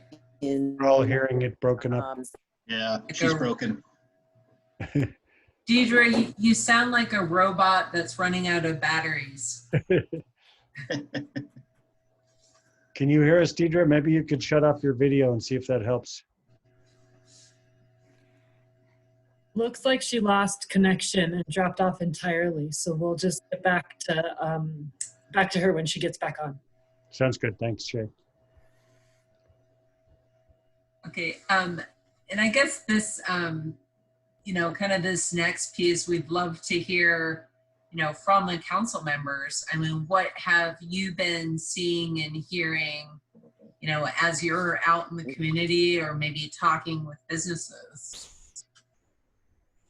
And does that make you think differently about some of the priorities for the program? Anybody want to start? I mean, I was just I'm back, by the way. Oh, great.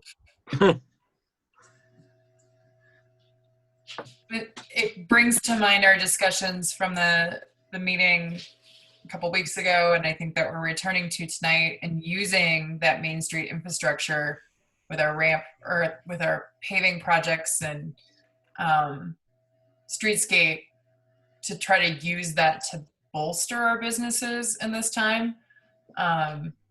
You know, using that space to get people out and about when maybe being inside doesn't feel super safe. And together, using Yes. those sidewalks, using the open spaces, using everything we've come this far with, it could be the way forward in terms of bringing people out of their houses and semi-social without stepping foot into restaurants or buildings or tight spaces. Well, and this came up in our budget discussions where we prioritized keeping some level of, you know, upkeep on landscaping and recognizing that outside look of Ridgway still being here with our businesses and ready to serve people in whatever way that looks. This council prioritized that as we went through and we're looking at cuts. Mhm. Yeah, we did. That's right.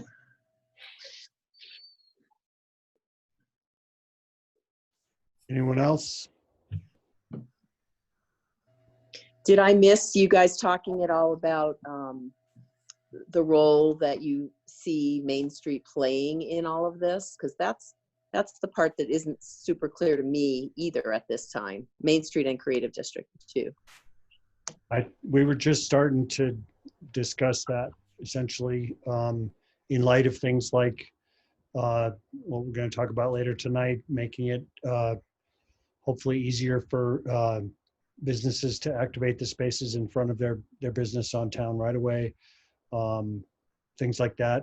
Anything we can do that's a creative kind of out of the box approach to getting people out and getting people to be patronizing our businesses again. And I think back to those like 4, you know, different pieces of Main Street we talked about earlier. Promotion and bringing together, you know, this is where the partnership with the chamber works really well, where our businesses and the town all interfacing together to emphasize that we're doing things safely. We're doing things, you know, in ways that people feel comfortable coming here, right? Where we can, I mean, we also talked about this with our masks recommended ordinance we're going to talk about, where our, you know, chamber and our businesses and the town all need to work together to educate those who aren't from here about the importance of wearing masks to maintain what we have, you know, the ability to be outside and interact together in those ways. Deidre, do you want to add anything to that from having gotten cut off? No, I think you guys moved on from where I was there, which was just about the community engagement piece that I think Unified Command had done and is doing again. But yeah, I am looking a little bit for guidance on this, I guess, and Preston and I will probably talk more about it. You know, how does Main Street and Creative District fit in with the process that Unified Command is creating, and with this, you know, economic recovery coordinator position? I just feel like it's really important from my perspective, for Main Street and Creative District to have a seat at the table in our town as we talk about economic recovery. I think it's critical, since both of those initiatives are really about that at their core. You know, so keep that in mind, I guess, as you guys have conversations. And you know, if you have thoughts you want to share with me or with Preston about it, that'd be great. I feel like it's, you know, we're having to make it up. We're having to evolve, right? Because we have never done this before. So I'm asking those questions because it's not totally clear to me how we need to work it. And I'm hearing from other creative districts and main streets around the state that are doing you know, there's everything in every direction you can imagine that they're doing in their community. Some from, you know, being on the team that is making the decisions, to some that are really just feeling like I don't know who to even talk to at my town because everyone's so busy. And, you know, we're in between that, obviously. So that's the kind of guidance that I'm looking for. Well, Deidre, I think that's a really good point. And I think it's super important for Ridgway to have, a very visible and active presence at that table with whoever this economic recovery coordinator may be. We need to make sure that our needs and interests as a town are fully verbalized and made known to the rest of the municipalities that will be involved in that, governments and municipalities. So Yeah, Eric, real quick, it's Preston. I 100% agree with you. And, to be completely honest, I wrote the RFP. I'll be presenting it tomorrow night, and I wrote it with Ridgway at top of mind. Of course, everybody else at top of mind too, but yeah, we want to make sure that not only Ridgway, but talking collectively, the city of Ouray, the county, everyone, gets addressed, and we go in the direction we all need to go. So I hear what you're saying. Thank you, Eric. Yeah, there's some between the lines stuff there that I don't really want to verbalize, and just giving some historical perspective over, So anyway, that's why I brought it up. Yeah, well, the point is that when you look at the three governmental entities in the county, they're all very different. They all have different histories and priorities and focuses. So it's going to be really important that we get that we continue to have to the greatest degree possible a unified approach to finding our economic solutions and our creative solutions to the challenges that all our businesses are facing and going to continue to face for quite some time probably. So I definitely think there's no doubt there's a place for the Main Street community status and the creative district status to help guide that discussion in that process for sure. Does anybody else want to anybody else have any thoughts on sort of the questions on this slide? I haven't opened it up to public comment yet, but if anybody in the audience from the public wants to ask questions or give input, use your raise hand feature, and we'll be happy to call on you. Otherwise, maybe go to the next slide. So this is our last slide. Okay. Any other discussion?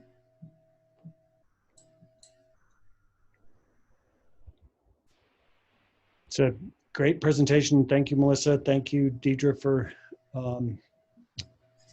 helping out with that. And from my standpoint, I love this stuff because I'm so proud of what Ridgway's been able to accomplish in the last 10 years on all these fronts with a very lean staff and basically just a very tenacious set of individuals between our staff and our elected officials that have really literally transformed this town in the last 10 years. And it's, even though we're stuck in this very scary time and this uncertain future, we have a lot to be thankful for where we are and what we've accomplished coming into this. And I think it's going to serve us well going forward, or at least I hope it does. And I'd like to add into that group that you were thanking is also some incredible volunteers in our community that have done amazing things, and also leaders of other organizations. I mean, it's just, yeah, it's pretty amazing what our community accomplishes with how few people we are. And it wouldn't happen without, well, all of you guys are volunteers too, but there's even more volunteers beyond this group. So I want to thank those folks too. Well, thanks, Deidre. I certainly didn't mean to leave anybody out, but we've got some great partners in all of these projects, and certainly our volunteer base is a huge part of it as well. Anybody else have any comments or questions for anybody here, for Melissa, for Deidre, for staff? Anybody in the audience have questions or comments? Otherwise, thank you guys so much. It's a great presentation, very informative. It was helpful for us new people too. Thank you very much. Yeah. Thanks, Melissa. You are welcome. Thank you all. Okay. Have a good evening. All right, you do the same. Bye All bye. right. We'll talk to you soon. Thank you, Deidre. Yeah, I'm going to stick around for some of this discussion coming up too. Okay, great. So that takes us to policy matters. We've got 3 things on our agenda. The first one is resolution number 2020-04, resolution of Town Council of Town of Ridgway, strongly advising the use of masks or face coverings by members of the public in the Town of Ridgway. Preston, you're leading us off on this one. Yes, sir. Thank you, Mayor. So this was requested by council at the last meeting. It's a resolution strongly advising the use of masks or face coverings by members of the public in town here. And my understanding, and I was talking about this at the MAC group meeting earlier today, and I think Glenn or Melissa had piped in and said that the Uray City Council will entertain a similar resolution at some point in June. I think maybe they said their second meeting in June. And I was going to share this resolution with Melissa when the time comes. But I think it's no secret that the topic of masks seems to be a hot topic, not only here and in the county, but all across the country these days. And that's kind of why Unified Command is in the process of implementing a full public education campaign to influence a culture of mask wearing for the community here. So there's a lot to masks, but at the end of the day, this is just follow up to the last meeting, and this is a resolution encouraging masks and face coverings. Great, thanks, Preston. Anybody on council have any comments or questions about this? Any suggested edits or anything? Hi, John, it's Eric. So Hi. I'll weigh in on this. And I think, I think this is a good step rather than requiring. Though part of me would like to require them, but there's been enough research and data showing that 2 people wearing masks really lowers any potential risk of transmission of the coronavirus. And it's common sense, it's good respect for other people. And I think this was well drafted. I'm not, whether it was Preston and Bo, I'm not sure, or both. I think this looks really good, and I don't have any problems moving forward with it. Great, thanks. Anyone else?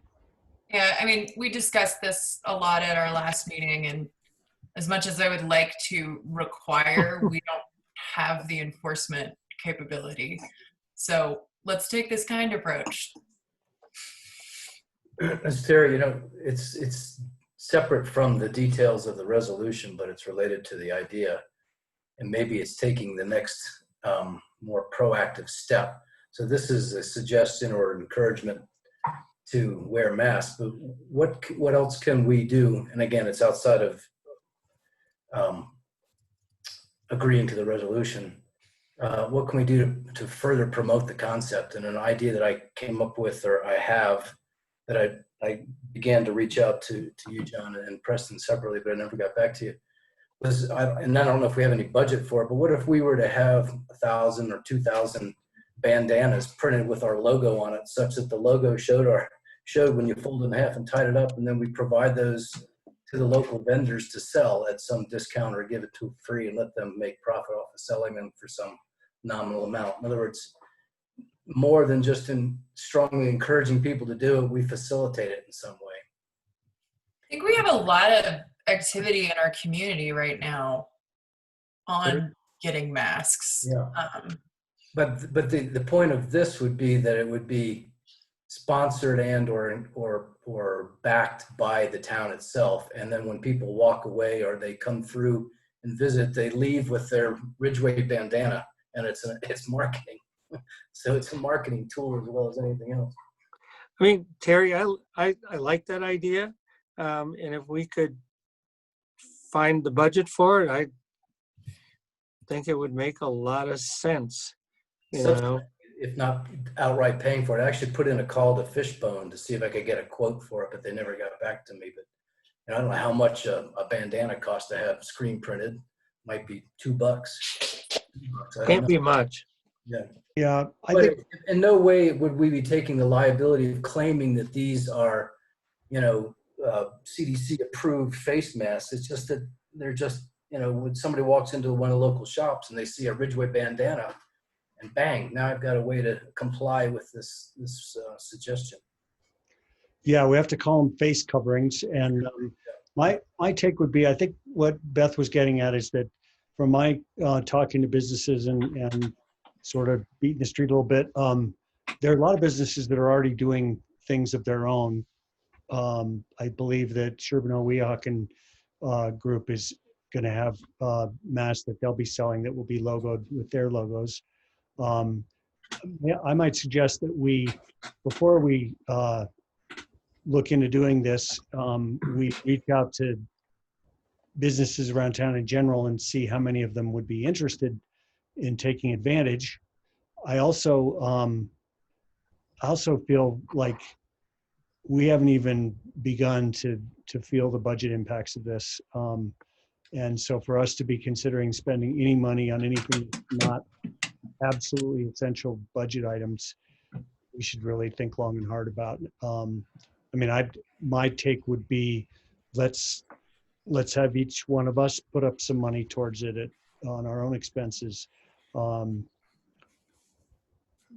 kind of thing. I mean, I just think there are other ways to do it. And before we do it, we need to make sure that there's a market for them in terms of businesses needing them. When I think there's tons and tons of people who are sewing them and either giving them away or selling them for a nominal bit. And I know of at least several businesses that are also having their own printed. To that end, I bought 2 of them at the little solar powered, I can't remember her name. Sorry, I forgot it. Right there on the corner during the farmer's market. Yeah. Yeah. And if we wanted to see Ridgway branded ones, reach out to Ridgway Adventure Sports, right? Ridgway Adventure Sports branded like buffs or things along those lines. As we talk about these businesses doing their own thing, that might be a place where we're not putting that money out, right? But a business that can sell buffs long-term, maybe a better partnership type situation. Again, the secondary nature of this idea is that whether they're used as face masks now for this purpose or just used as, marketing propaganda that people go through town and buy, sponsored by the town, but it could have some saying on it. It could refer to the Main Street the Main Street logo, or it could just say, respect, protect, to not infect, or something like that on their sponsor. I'm just with John on this one. I think we're getting way out over our skis and looking at spending money that we don't have coming in right now, and duplicating efforts that are already being made in the community. Sorry. Anyway, I just feel like we're getting a far field of passing this and kind of. Yeah, and I didn't mean to distract from the actual business at hand here. No, Terry, don't feel bad. This is Preston. I just want to make a couple comments. Terry, love the idea. And I'm vaguely recalling we've had probably 847 unified command meetings at this point. And I feel like this topic's been discussed at one point or another. I'll check in with Glenn and Tanner. Perhaps there's a way for, through unified command to make an investment. I'm thinking out loud, but make an investment like this, and perhaps some of it might end up being reimbursable 75 cents on the dollar by FEMA. I don't know if any other communities are doing anything of the sort, but I could certainly check into that, because I think, Terry, that's a great thought. I also wanted to mention, just for those in attendance that might not be aware, we have this business grant program that Deidre and I have been working on, that we've repurposed that $10,000 CCI grant, and we've already received 6, 7, or 8 possibly applications for reimbursement on reopening costs, including PPE, with a cap of $350 per business. So we're very excited about that as a way to kind of help out for the time being. And our first meeting's tomorrow to kind of review applications and get that going. So I just wanted to mention that to anybody who isn't aware. If any business owners are here, please read up on that information. It's on the Town of Ridgway's website, and could help out. Thanks, Preston. I see a hand up in the audience. Can we let Sherbahaken Wehabano. Yes, sorry, I should change the name. It's Trisha from Sherbino and Weehawken. And so I just wanted to, can you guys hear me?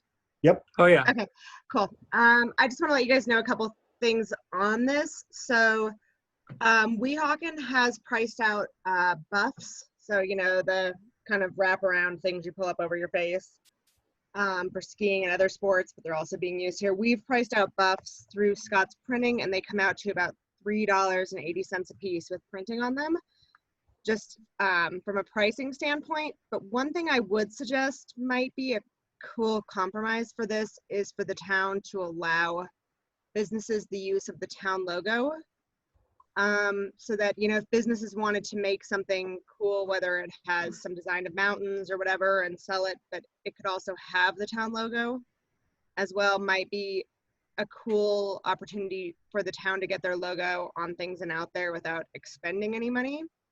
And businesses that have the interest in creating that could do that and resell it freely.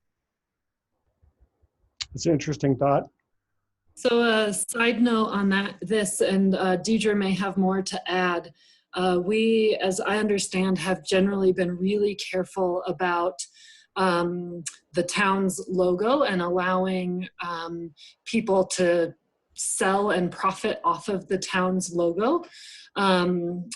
So I might let Deidre fill in here, but it's something we've been in the past, like we haven't allowed businesses to use that logo. I think partially it's part of our kind of brand guidelines and brand book, like to print on shirts and sell them and stuff like that. So I think we need to be a little cautious of our some of the other policies or things we have in place. I don't know if you have anything to add, Deidre. No, you covered it.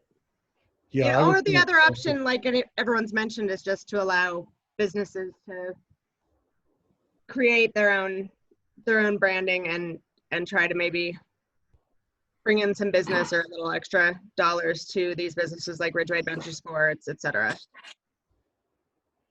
Well, I think we have some homework to do to explore options here.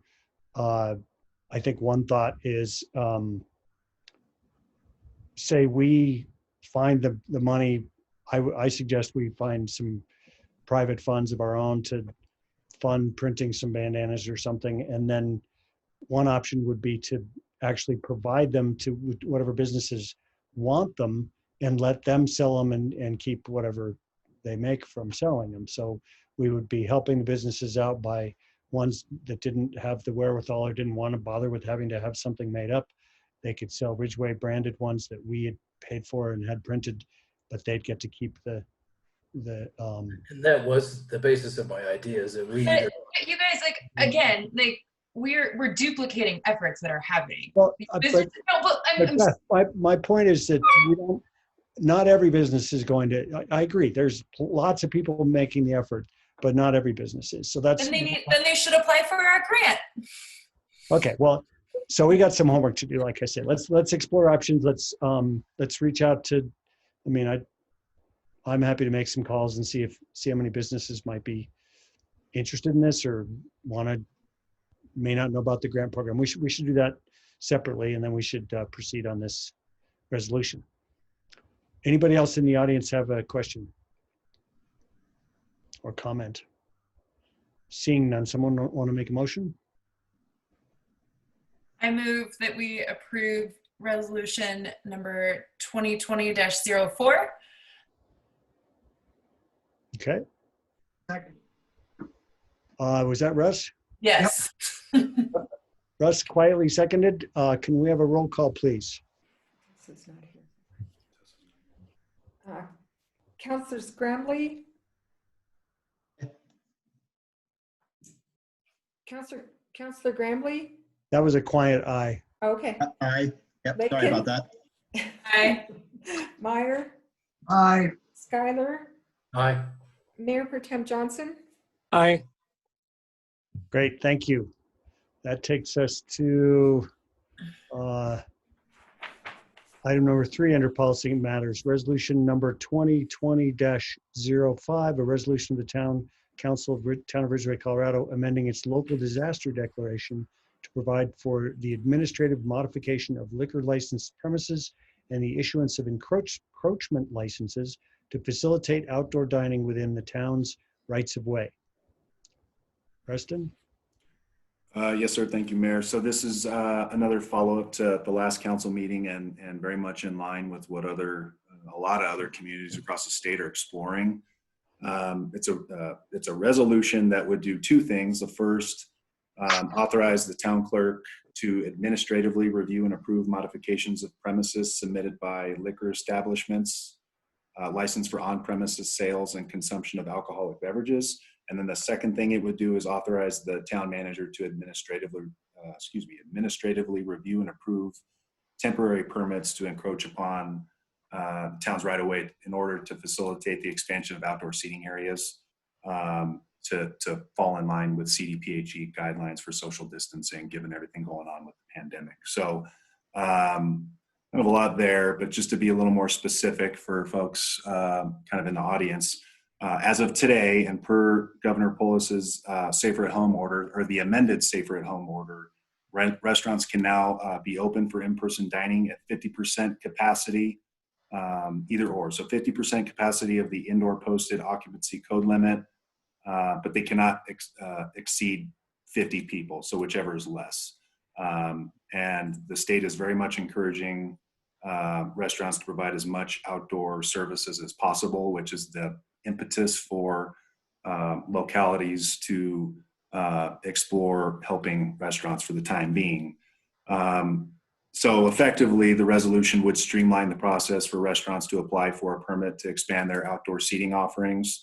That was kind of the second piece I talked to earlier, by way of expansion onto or expanding outdoor seating on sidewalks, parking areas, streets, if that was the desire, and other adjacent properties. So and finally, the process or the resolution would streamline the process for requesting temporary modification of their premises for on-premise sales and alcoholic beverages and such. So what's nice is the Liquor Enforcement Division came out with an emergency regulation to allow establishments to apply for temporary modifications with the local and then the state authorities.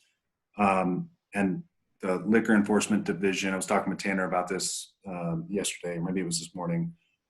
Roadways, so thoroughfares can be used as part of these temporary modified premises as long as they're adjacent or contiguous to the restaurant, and as long as the owner of the road, as long as the owner of the road approves. But the road would have to be shut to moving vehicles, so to vehicular traffic. So kind of a lot there, but that's the resolution before you to essentially streamline both processes. Preston, I have a question.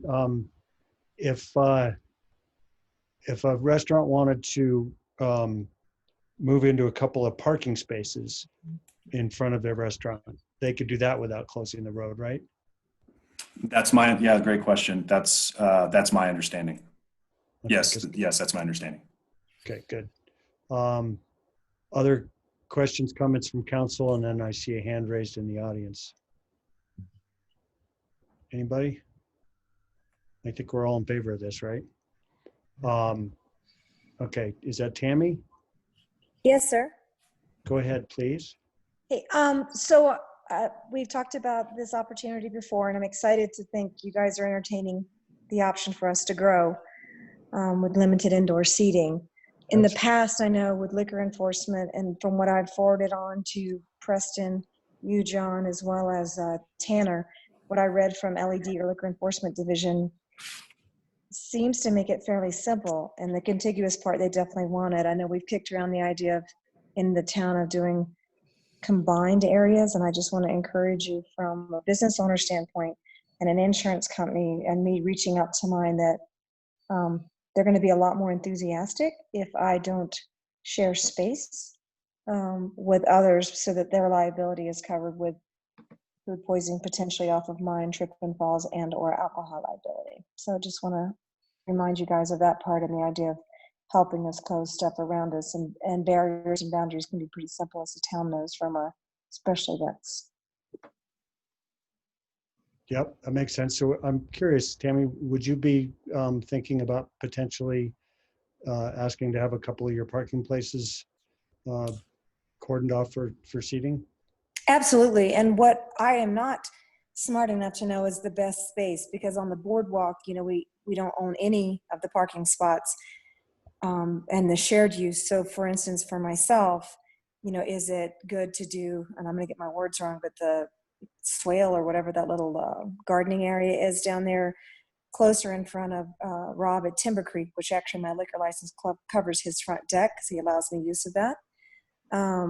But to go like towards the side and to carry on to public town space that way, or to be in parking spots directly in front of me. I mean, I think many of us would need the guidance of what makes more sense from a safety and parking issue.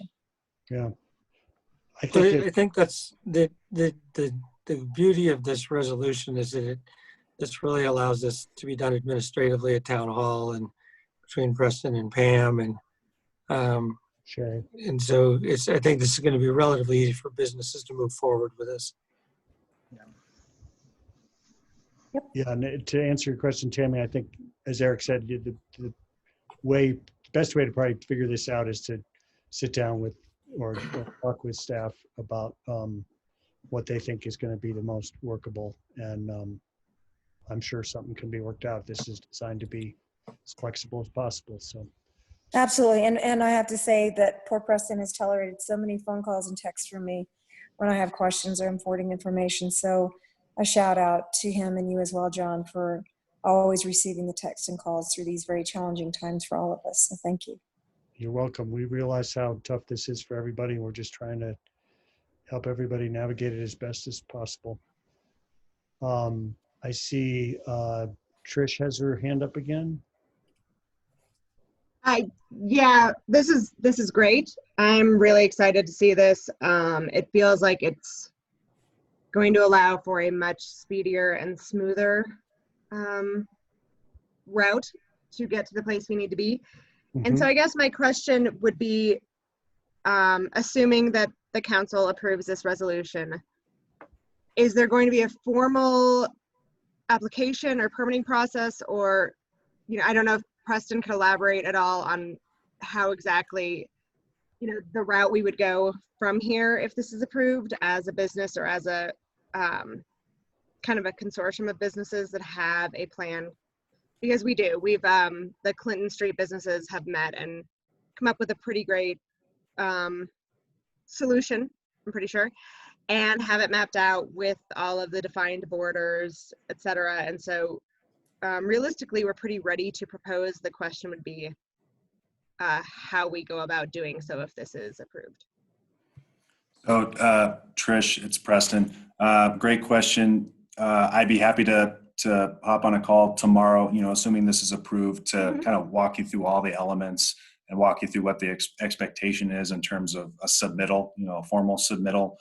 Bo and I don't even know if we really touched too much on the formal permitting application process. Yeah. Of course, the liquor piece is pretty set in stone and very specific guidelines there. But in terms of the other element, the outdoor dining element, again, if council moves forward in approving this, I would recommend tomorrow we set a time or whenever's convenient for you. And tomorrow works for us. Okay, great. Then we can hop on a call and I can walk you through what the expectation is and what the needs are. Cool. Thank you so much. I appreciate that. And I appreciate the time and effort you've put into putting this together and streamlining this for us. Thank you. Great. I see Tammy's hand up again. Just want to encourage you, Preston, to either include me in that phone call or give me a text later in the day. Tammy, you're on the list. Come on. You'll be getting a phone call. That squeaky wheel thing, I'm definitely not well oiled. So that would be great. Absolutely. And thanks, Preston, for spearheading this effort and the rest of the staff. This is just exactly the kind of thing that we're looking for and will be of serious help to our business community. So I'm excited. Thanks, Mayor. And Bo is a huge help. So shout out to Bo as well. Great. Great. Any other comments, questions, council or otherwise? If not, somebody want to make a motion? I move to approve resolution number 2020-05, resolution of the town council, town of Ridgway, Colorado, amending its local disaster declaration, provide for the administrative modification of liquor licenses, licensed premises, and the issuance of encroachment licenses to facilitate outdoor dining within the town's right. Second. A motion made by Russ, seconded by Eric. Roll call vote, please. Counselor Scrambley, Aye. Lakin, Aye. Meyer, Aye. Schuyler, Aye. Mayor Pro Tem Johnson. Aye. Great, thank you, everybody. That takes us to the last item on our agenda tonight, which is, Hey, Mayor, yeah, this is Bo. hi, Bo. Sorry to chime in late. I just wanted to just reinforce it, and I think everybody's aware, but this resolution is tied to the existence of the declaration of the local disaster. So that's something that Preston and I are going to be continuing to track as we go through this, but we need to make sure that it mirrors as long as we have that declaration in place. Great. Thanks for that clarification, Bo. All right, so that takes us to the last item on our agenda, item number 4 under policy matters, discussion regarding reopening plan for Town of Ridgway facilities. We got a late ad on this just today, I believe. And I am looking at it. Preston, you want to lead us through this? Absolutely. Thank you, Mayor. And sorry, it was a late ad. It's okay, we It understand. just, it is what it is.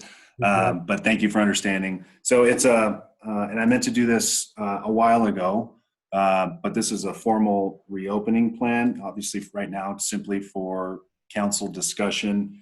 The aim, at least my thought process, was to have something formal in place to govern the return of employees to the work environment here at Town Hall, and then the opening of Town Hall to members of the public. We're getting to that time where everything's starting to reopen, and so again, the thought process was revolved around just being prepared. And this is, it's a moving target. By no means is all this set in stone. And again, I apologize that you all didn't have the weekend and several days to review it. I think I got this in there around the noon hour. So I don't want to go through it word by word or anything, but I'll kind of go over some highlights if that's all right by you, Mayor, real quick. Yep. Just some guidelines for kind of the reopening process. Employees must wear a mask or face covering when interacting with members of the public. That is 100% in line with the governor's order. I'm forgetting what the executive order number is at this point, but it revolves around critical employees in critical businesses and government functions to wear a mask when interacting with members of the public. So we have that in here. And then we would still encourage the public to continue conducting business online if that's possible, or by phone, because it's, from my perspective, working very well currently. I can't talk on behalf of everybody else, but I think it's been working as well as you can expect it to. Another highlight, we'll post signs at the entrance to Town Hall stating that individuals experiencing any symptoms of COVID-19 should not enter the building, and provide contact information to actually get their business conducted. And then probably on top of that, give them the number to the COVID-19, the county's COVID-19 hotline, to make sure that their needs get addressed in relation to their symptoms. And then the thought is to, and I feel comfortable feeling that everyone would be in agreement, that members of the public will be required to wear face coverings or masks to enter the building, and having that appropriately signed at the entrances to the building. Another highlight, meetings with the public will continue to be held remotely, on the phone or other electronic means of participation through the end of June. And if there's some sort of on-site meeting required, it'll only be held with employees and attendees following the recommended social distancing protocols from CDPHE, and then using the appropriate PPE, masks, face coverings, etc., gloves if the occasion called for it. And then public meetings, continue to conduct public meetings via the phone or other electronic means of participation, which of course, as we're meeting here now, they're governed by the amended and restated electronic meeting policy for regular and special meetings. And then finally, the last point, talking about stopping the staggered shift work and the telework for employees starting on June 22nd. That date, I'll be completely honest, is a little bit of a shot in the dark, and contingent upon the Safer at Home executive order not being extended on or past that date. So we'll need to monitor that. Right now, if I remember right, the Safer at Home order was just recently extended to June 1st. So I have no idea what the governor is thinking, or what he will be thinking on or shortly before June 1st. So if we need to pick an alternative date, we certainly will do that. The thought is that on that date, employees who aren't already coming to work, to their work locations, physically here at Town Hall, they'll start doing so that day, unless they don't feel comfortable doing it, or they fall in the high risk category. I would not feel comfortable making someone come to work if they don't feel comfortable in that office setting, and especially if things are working well, working remotely, if that makes any sense. So again, this is purely a draft. I had some folks here at Town Hall review it just today. So thanks to Pam and Shay and Chase for taking a look at that. And then Tanner and Glenn both reviewed this thoroughly yesterday. I shouldn't say thoroughly. I like to think that they reviewed it thoroughly, but they may have just glanced at it. You never know. That's great. So what you're looking for here is if any of us have any recommended tweaks or anything, and then you would bring us a formal version of this at our June meeting. Is that what you're thinking? Yeah, there's really no rush to get this approved or what have you. I think that's well said. This is just to spark a conversation. Perhaps someone, or some of you have, some different ideas or some deep thoughts or concerns about what's been proposed or what you've seen in other, in other areas. So would love any feedback or input. And yeah, if this isn't where we think it should be, we can certainly push it to another meeting to consider. Question is, Terry, I haven't read through the entire document to see if it's included, but one of the things that we're doing at SMPA, well, two things that are a little different than this. One, we provide thermometers for our employees to take home and to monitor their own temperature. We have the hands-free version, the point in the forehead type at the offices. And we require everybody prior to coming to the office has to self-certify that they meet these conditions, that they don't have a fever, that they're not experiencing symptoms, et cetera. And then we document that, everybody self-certifies through an app that's on our phones, which is a little more sophisticated than need be for this situation. But the idea that, we're forcing the employees to take personal responsibility for and accountability for their state of health prior to coming to the office. That's great. So do employees self-certify on a daily basis? I mean, every day before they come to the office, they have to every fill day an electronic form and electronically sign it, and then they could come to the office. It seems a little bit regimented, but we're not actually starting to open up our offices for employees till next Monday, so we've had time to practice, I guess. Who developed the app, if you don't mind me asking? Part of thing we have called App Suite. It's a program, it's an application that allows you to, go online and it has like a 5-question questionnaire that you have to click on, do you have a fever? Are you experiencing symptoms? Blah, blah, blah. And then you have to sign here, and then you hit a button and it goes into the ether somewhere and it's stored. So it's kind of a CYA sort of thing for the company, I guess. I imagine a subscription service of some sort that the Probably, and I'm not familiar with that side of it, so I could look into it if you want me to explore it and have somebody, I can get you the information on it. might be helpful. Hey, Preston? Yeah, absolutely. That sounds, yeah, very interesting. So yeah, Terry, maybe we'll just connect offline. I'd love to learn more. The program and the application is called SiteDoc. So if you go and on your app store, you can actually download it. But I guess maybe the company has to buy the subscription or something. I don't know how it works. I mean, I think one of the big pieces here is that staff feels that they are protected. It sounds like you've been circulating this around town hall, so that's or around with staff. So to me, the combination of staff feeling comfortable and the public feels like they have appropriate access is the balancing act that we're trying to do. Exactly. Yep, I would really like to take some time to read this in depth because I certainly didn't have time to do that today. And maybe just, if I have any comments, shoot an email to you, Preston. That'd be great. Yeah, thanks, Eric. Okay. And again, sorry for being so late with it, but I appreciate No worries. understanding. Understandable. If to everyone, please, as time allows, give it a read and let me know anything you think.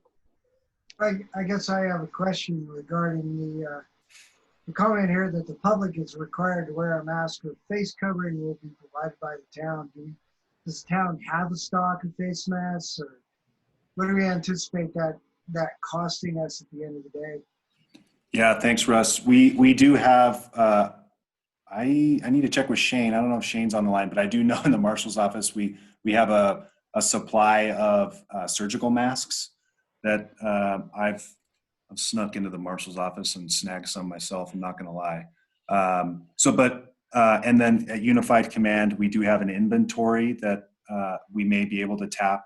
So Russ, we do have some that we may be able to, I shouldn't say may, we can provide to employees if need be, if they want to go the surgical mask route, if they don't have some sort of bandana or other face covering. Does that make sense? Yeah. I was just curious. I mean, I don't know how many people normally come in, but just trying to make sure that everybody's ready for that. And if not, that we're going to cover them. It's what it reads, right? Oh, I guess, are you? I'm looking at personal protective equipment. Members of the public. All members of the public will be required to wear a mask or face covering when entering town hall. Right. Oh, and so I guess I'm starting to understand. So you're talking about providing members of the public face coverings or masks. I guess I misread it and thought that it said that we would. I think for the employees, yes. It very well may say that. What I meant to propose was provide it to employees. It says that. It says that. In reviewing it again, that's what it said. So I was kind of getting that twisted up. My bad. No, all good. All good. Thank you. And again, maybe if Terry and some of the rest of us come up with a plan to have some Ridgway branded ones printed up, we could have those available to them. Something else to look at.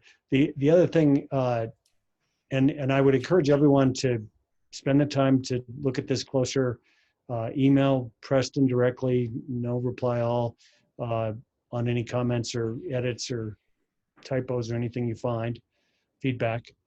And then one other thing that I think is worth discussing is just a potential timeline or at least some thoughts about when we might go back to actually meeting in town hall again, because I think we need to do that as soon as possible.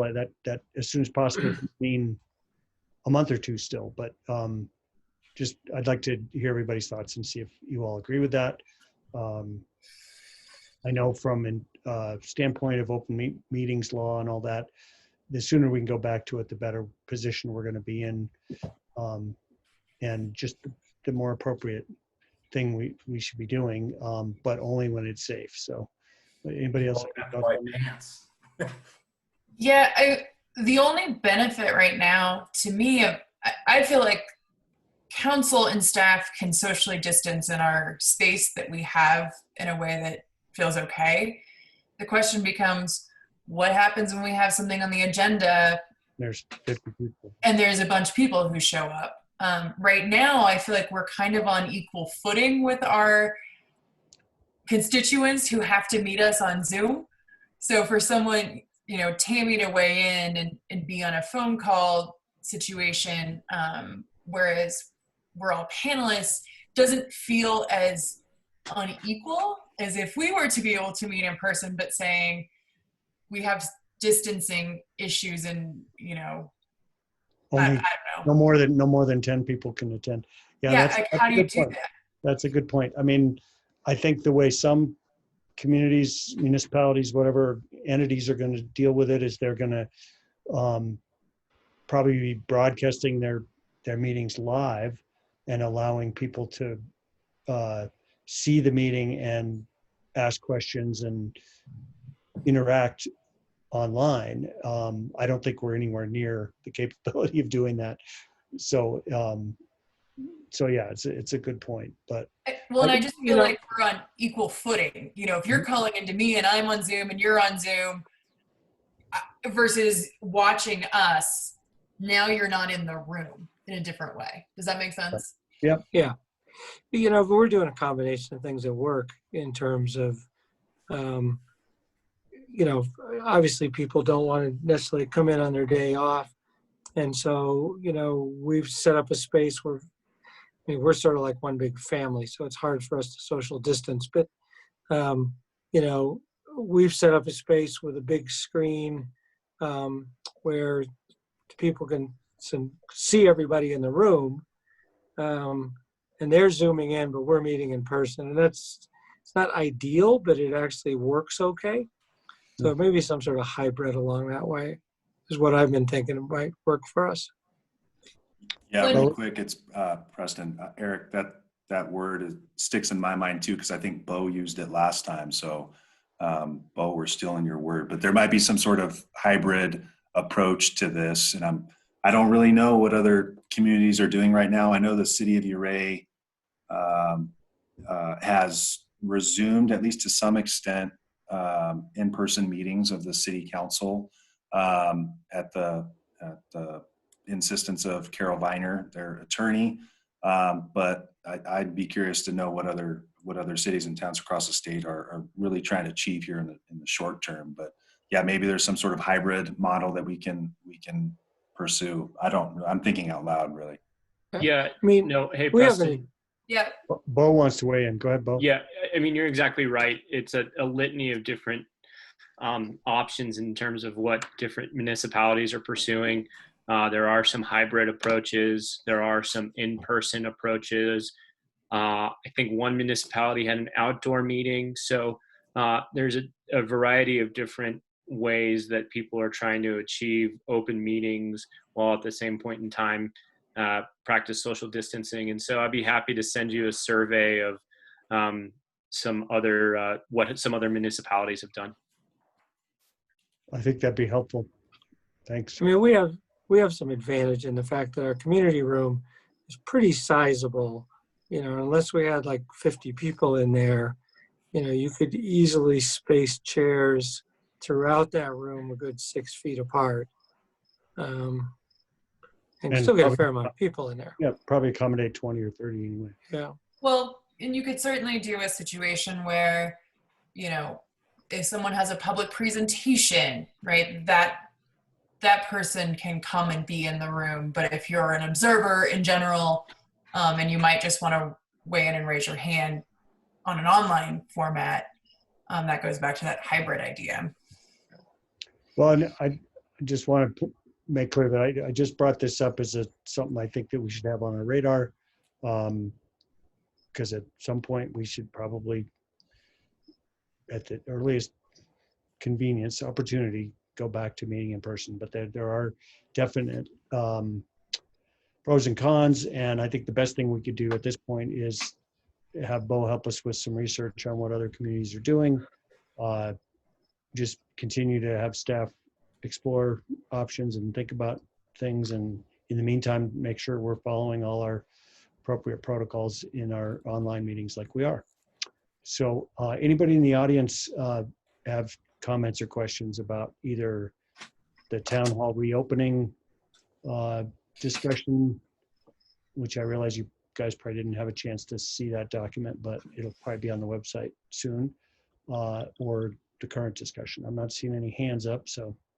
And I did bring up to Preston, generally the Zoom link has been on that public posting announcement on the main page, and this time it was only in the packet. And I just asked him to be sure that that link was up there on that main page, just so we're not creating hoops for people to jump through.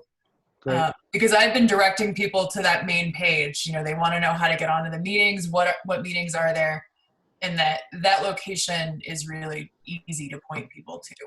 Yeah, thanks, Beth. Appreciate you pointing that out. We'll make sure we get that on that homepage under the public information piece. And it's always been there. It's, you know, I just don't want people to feel like they're like, oh, where's my link? Got it. Yeah, we'll make sure that happens. And I want to point out again that we have, we've been recording all our online meetings now for a couple weeks now, and that Town of Ridgway has a YouTube channel where anyone can go watch these meeting recordings anytime. So I think that's great. It's a long time coming. Jen never wanted to do it, but I think it's great that we're doing it. I've heard some really positive comments from people. They're like, it's not like I had a particular concern. I just want to know what's going on. And the ability to do, you know, turn that on and cook dinner and have it playing in the background. And, you know, I think that encourages public participation, and Absolutely. I'm psyched about it. Long time coming, like I say. Terry, did you want to throw something in? Yeah, I was going to say, to your point, it may be a month or two before we can realistically entertain in-person meetings. But by then, just as an idea came to mind, the restaurants in town will have a lot of experience with how to properly social distance. Maybe as a sign of support, we can rotate our meetings to the local restaurants. I thought you were going to say have them cater. We should do both. Well, I was going to go there second. You know, that would be an amended motion. Okay. All right. Well, it's 10 of 9. Have we covered everything? I think we have, Preston. Yes, sir. Thank you all for making yourselves available for this meeting tonight. I know it was lengthy, but really appreciate it. And thank you to Melissa, to Deidre, to Shay, and everybody else who joined us today. Yeah. Great. Thanks, everybody. Unless there is a feeling otherwise, I would suggest that this meeting is adjourned. Thanks, everybody. Sounds good to me. Good. Thank you, everybody. Bye, guys. We'll talk to you soon. Thanks, Preston. Thanks, Shay. Thank you. Thanks, Pam. Good night. Good night. Done.